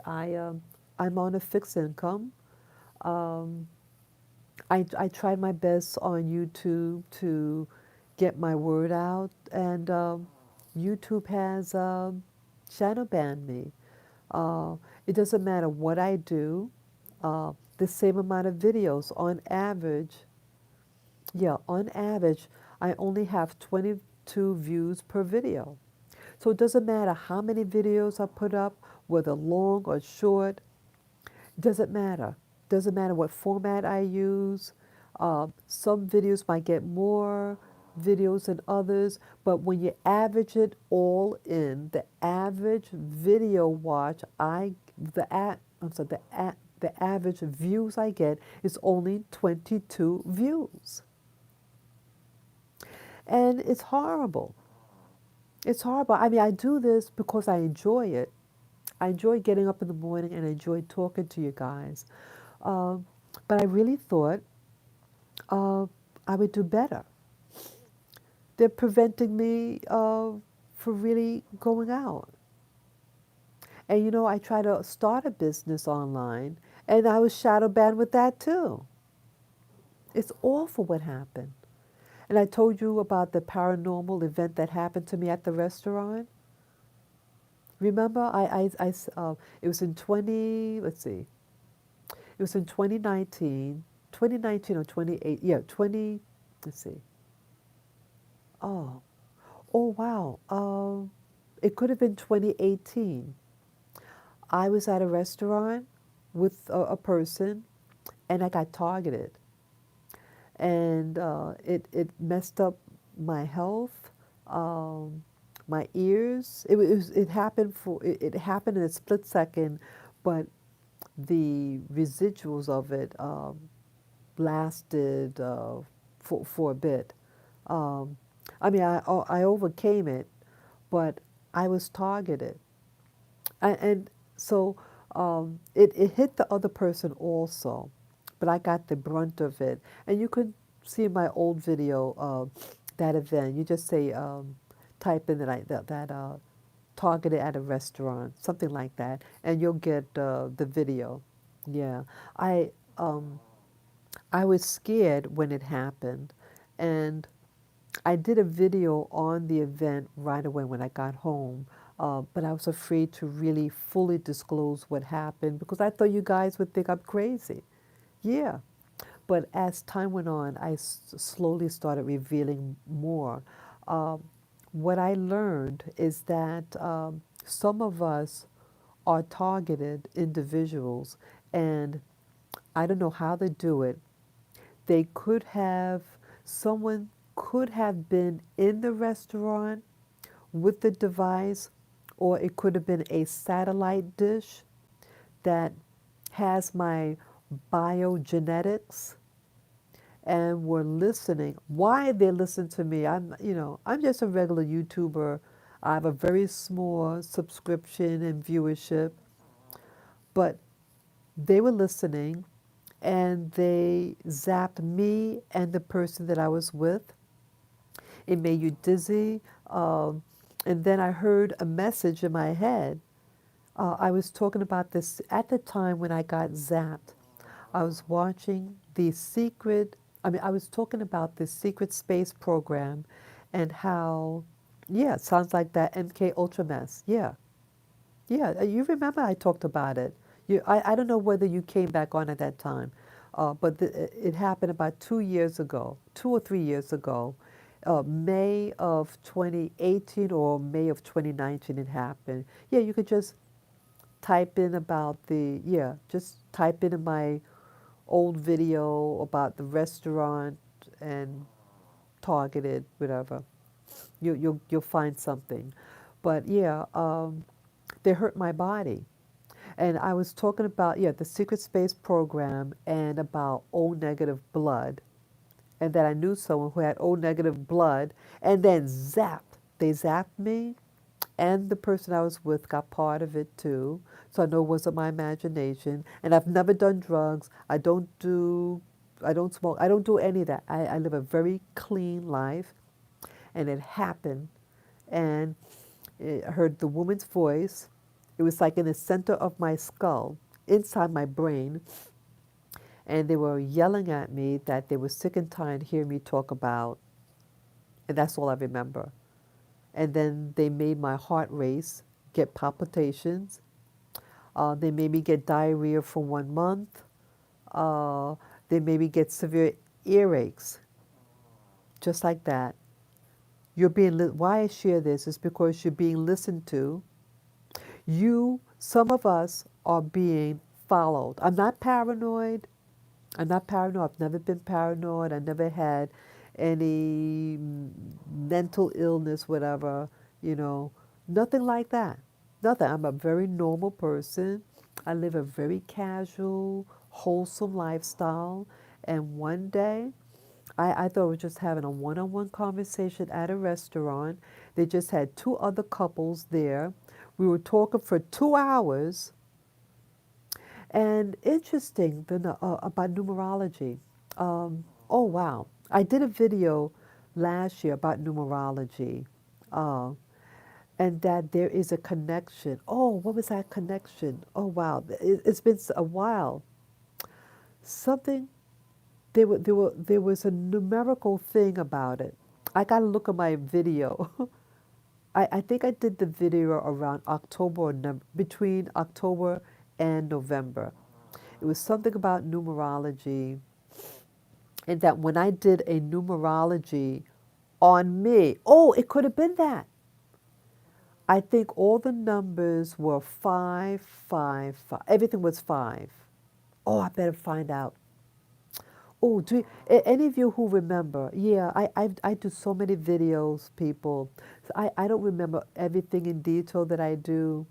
But if any of you remember what it was, I did a something with numbers. Yeah, you could find out. There are databases that you could like type type in a like let's say the number of your birth.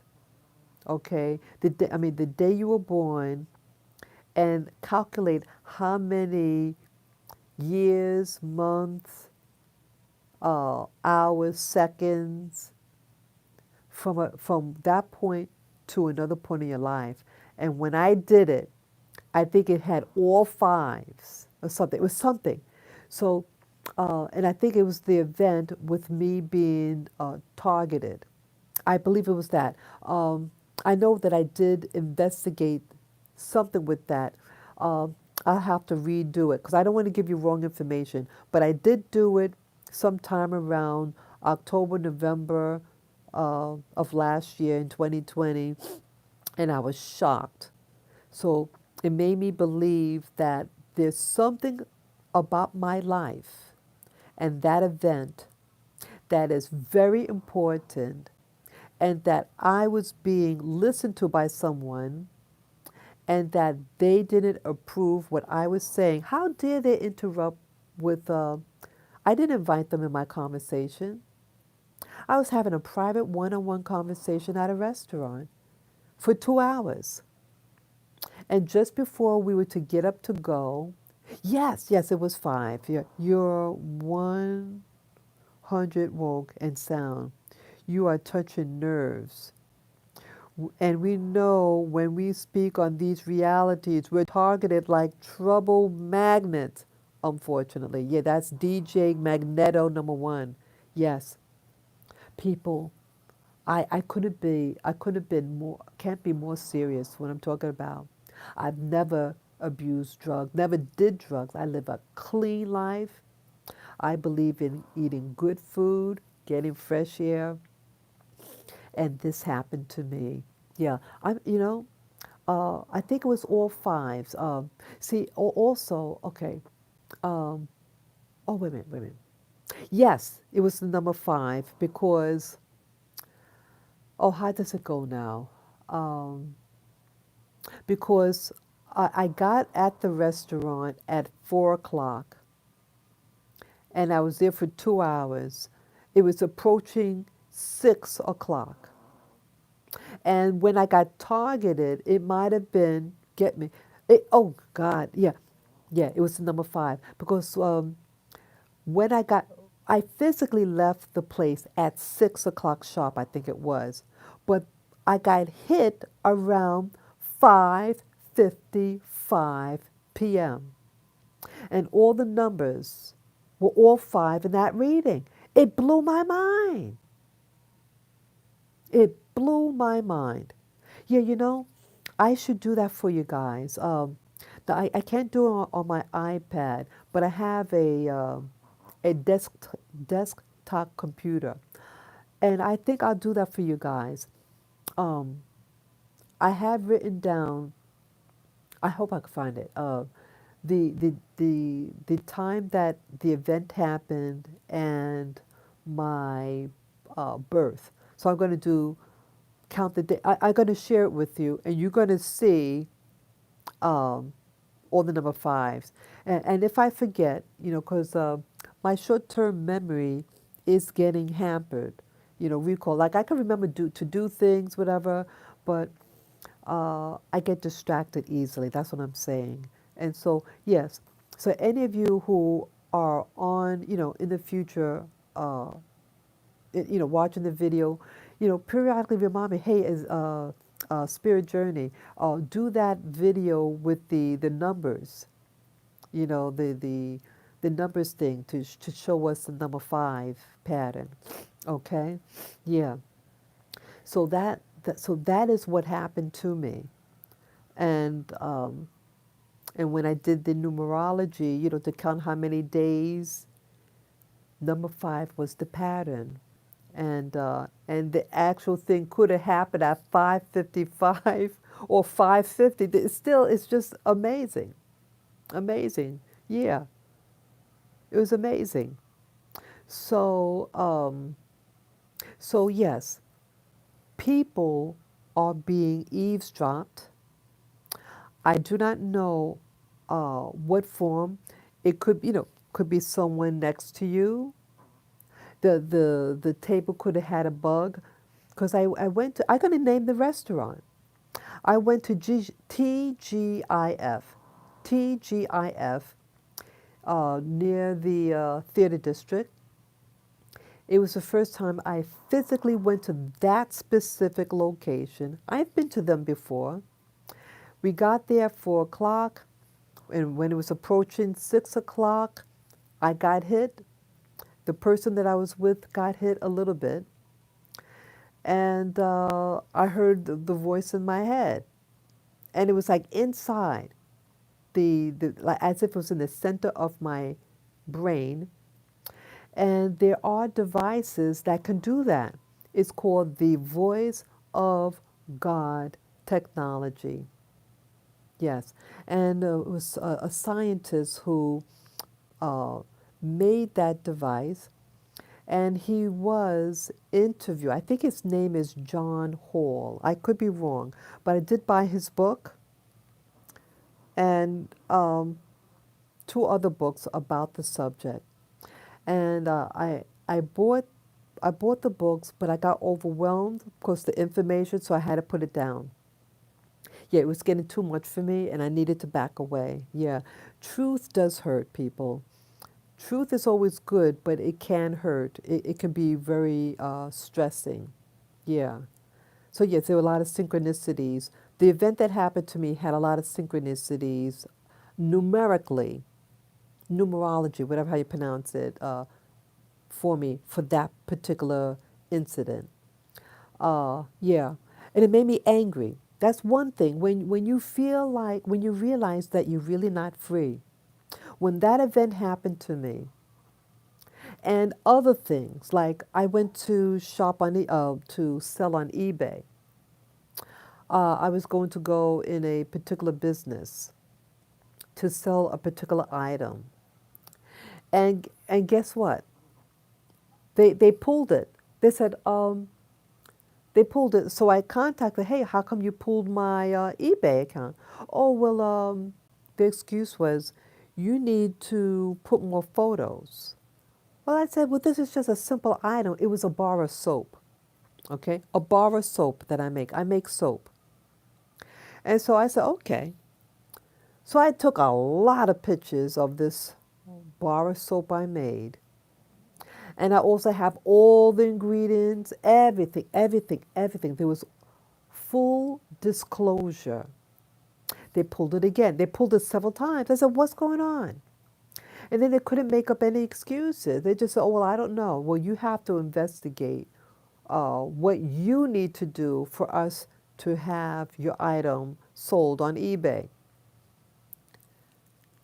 So I realized that I was being harassed, that they don't want me to have a business.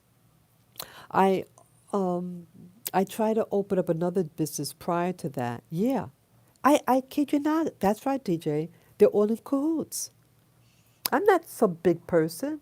I'm just a regular person. I am a veteran. I am a veteran. and that could be part of it. They could have, because we have to get like an injection in our arm, you know. So yes, we did get many shots when we were in the military, and they could have put something in my arm. And I feel from when that incident happened to me at the restaurant, I started thinking that I was being tracked. And so when I moved overseas, they tracked me and they set up a series of events to mess me over there. Uh, and even the businesses here, the jobs here, the same thing. They also, what else? Yeah, finally that event at the restaurant. And then I try to sell items to do a business. Not just like selling one or two items, but to actually have a business online. Uh, I realize they're messing me over. And that's my little baby, yeah. So I realize that my life is unique and that I think I am an empath. I know it sounds crazy. I'm like everybody else, but I'm not like everybody else. Um, the things that happen in my life. And there's someone out there who has access to me without my permission, that they were able to zap me and cause harm to my body because I talk about O negative blood. So I realized there's something to O negative blood. I don't have O negative blood, but I was just talking about it, and they didn't like that. So there's something to it, you know? So now, so here I'm in New York City. You have all these, the black people here have gone mad. Uh, I don't have the freedom to even discuss my political view. I never really talked about politics. I couldn't care less about politics.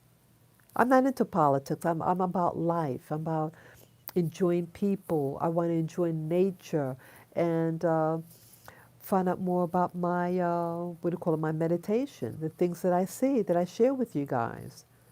Okay? So I want to leave. I feel like I want to leave New York. I feel like I've outgrown New York. But I love my place. I love my apartment. I have nice things. I'm comfortable, but it's becoming dangerous outside. So, if any of you know of places where I can move to that is dog friendly, women friendly, relatively safe. I like nature. Let me know. Let me know. If you know people who are like renting a house that for a cheap price.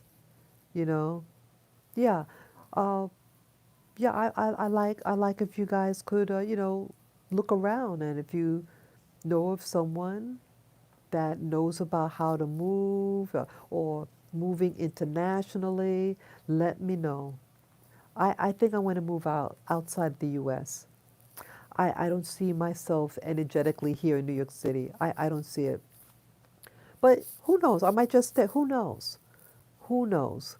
I only renewed my lease for 1 year, and for this year, I gotta prepare for what I want to do. I gotta prepare um, if I want to um, stay or go, or maybe stay but just keep my apartment. I don't know. Keep my apartment but move somewhere else. Okay, Maine State Vacation Land. Oh, it is Maine Vacation Land. Okay. Okay, there's places. Yeah, yeah. Let me know, and I'll do my research also and check out any leads that you guys might have. Anything else here? Let me see here. Yeah, let me tell you what else. Yeah, I did mention earlier that this YouTuber that I've been following for about a month and a half at the most, he's moving. I don't know what he has, whether he has a, I imagine someone like him would have a co-op, you know. They probably just rent it out or something. That's my instinct. But yeah, he announced in his video that he's leaving New York City and he'll be just traveling around the state. So yeah, he yeah, he goes around New York City like what I do. He has a more sophisticated setup, but he does live streams outside, and sometimes he has one person with him, and they talk as they walk. And he talks about politics and things like that, and it's getting too much for him. And so he announced yesterday, at least I heard yesterday in his video, that he'll be moving. I don't know when he'll be moving. So, yes, New York City, and as that YouTuber says, is turning into a ghost town. Yeah, it's turning into a ghost town. So the only people that's going to be here are what they call the colored folk, black and Hispanics, thugs. Yeah, and all the wealthy are leaving.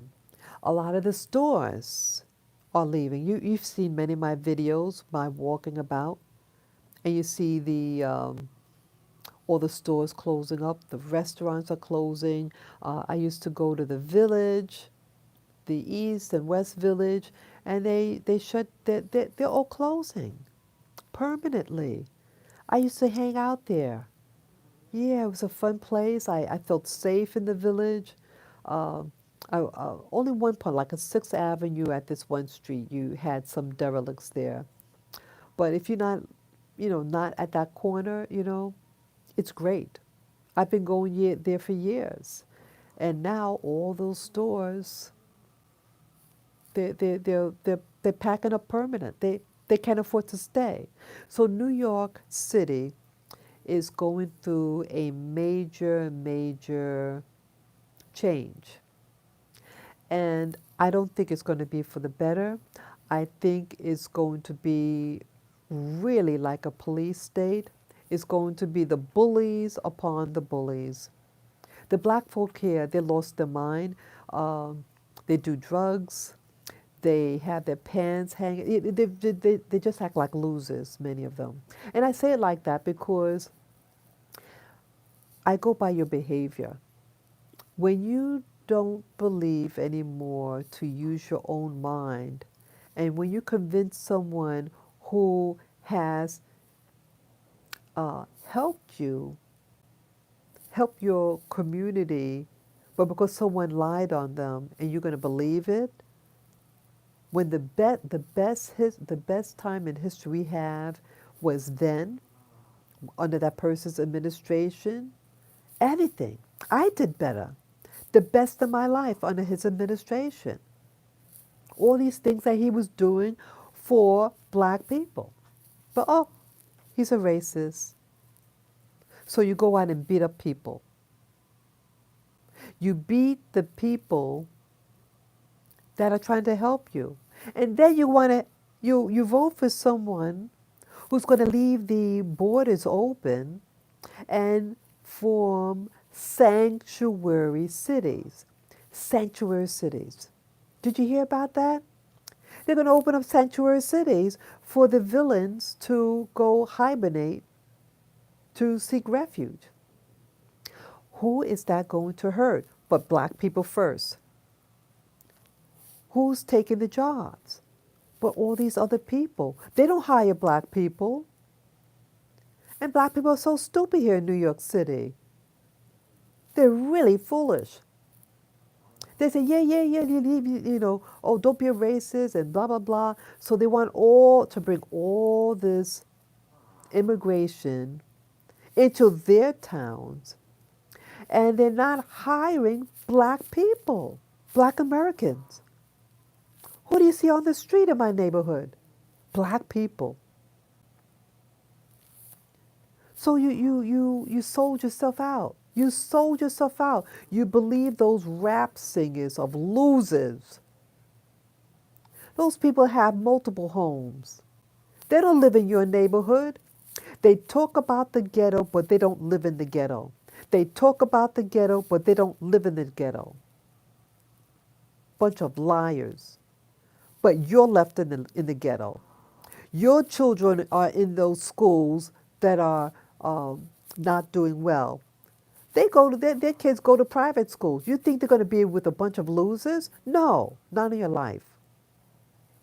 But you're stuck in the ghetto. You're stuck in the apartment.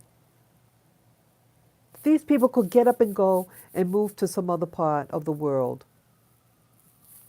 Okay. So that YouTuber, I'm almost finished now. So that YouTuber announced that they were leaving, and I found out. Yeah, I used to listen to this other guy who actually lives in London. Yeah, Sophia. I finally got to the point about the if you're still there. Let me know if you're still there, Sophia. Let me know if you're still there. So there's a person. His name is Brian Ross, and he was running for mayor. I found his channel about 7 years ago, and yeah, I thought he was a cool dude. And now he dresses like an old fellow. You know, he was the young, early 40s person. Now he's in his latter 40s, and he looks like an old guy. He looks older than me, and he's running for mayor. And he got arrested. He said that he was doing all the social distancing. Oh, okay, Sophia. Yeah, yeah. Do you know the guy, Brian Ross? I think his name. His channel name is London Real, London Real, and he lives in London, and he had a really 7 years ago. He had a really interesting channel. He he interviewed different people. Yes, London Real. Yes, that's his channel name, and I think he got yeah he interviewed David Icke, and his video was pulled down.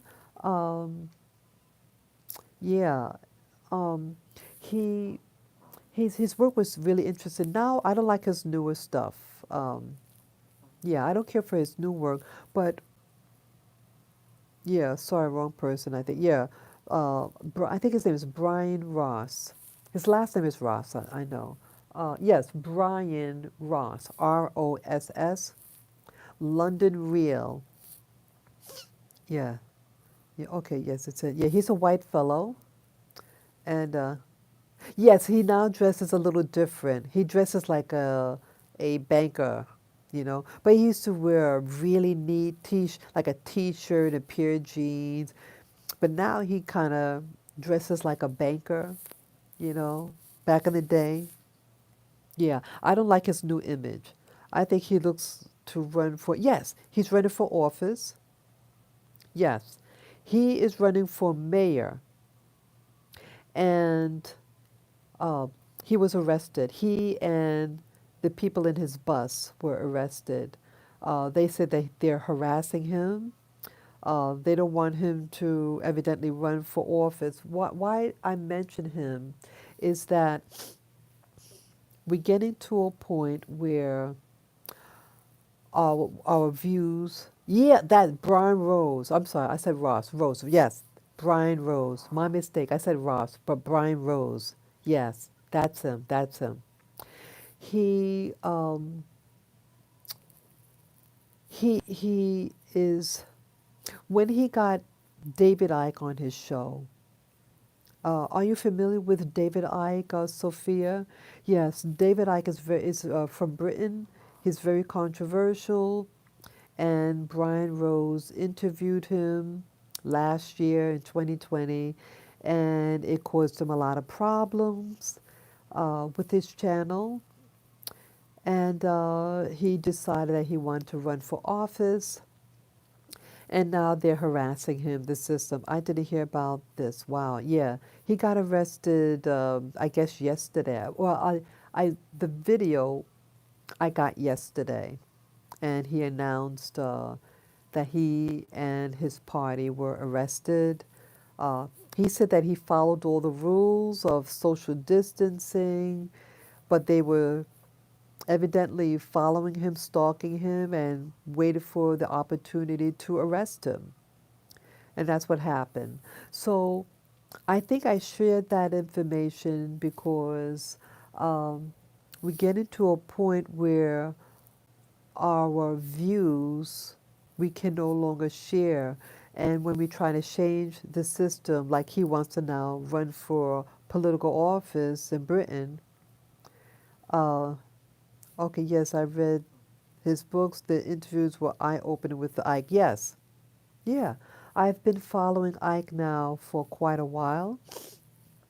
I have some of his books, and yeah, it's okay, yeah. So I mean, I don't really follow Brian Rose now, but it was one of the recommended videos yesterday, and I said, hey, let me check. When I saw the thing, he got arrested, so I was curious what happened. So people are being, some people could be set up. Sometimes they can wait for you to do something and then they spring it on you. Um, Things like in New York, you can get beat up. If they find out certain things about you, like the little Asian girl, tiny, tiny little girl, I should just call her a girl. She's a young woman, but she looks young. She is tiny. Uh, she's half Asian and half white. And she was videotaping and she got assaulted. And I did show in past video earlier this month her getting assaulted.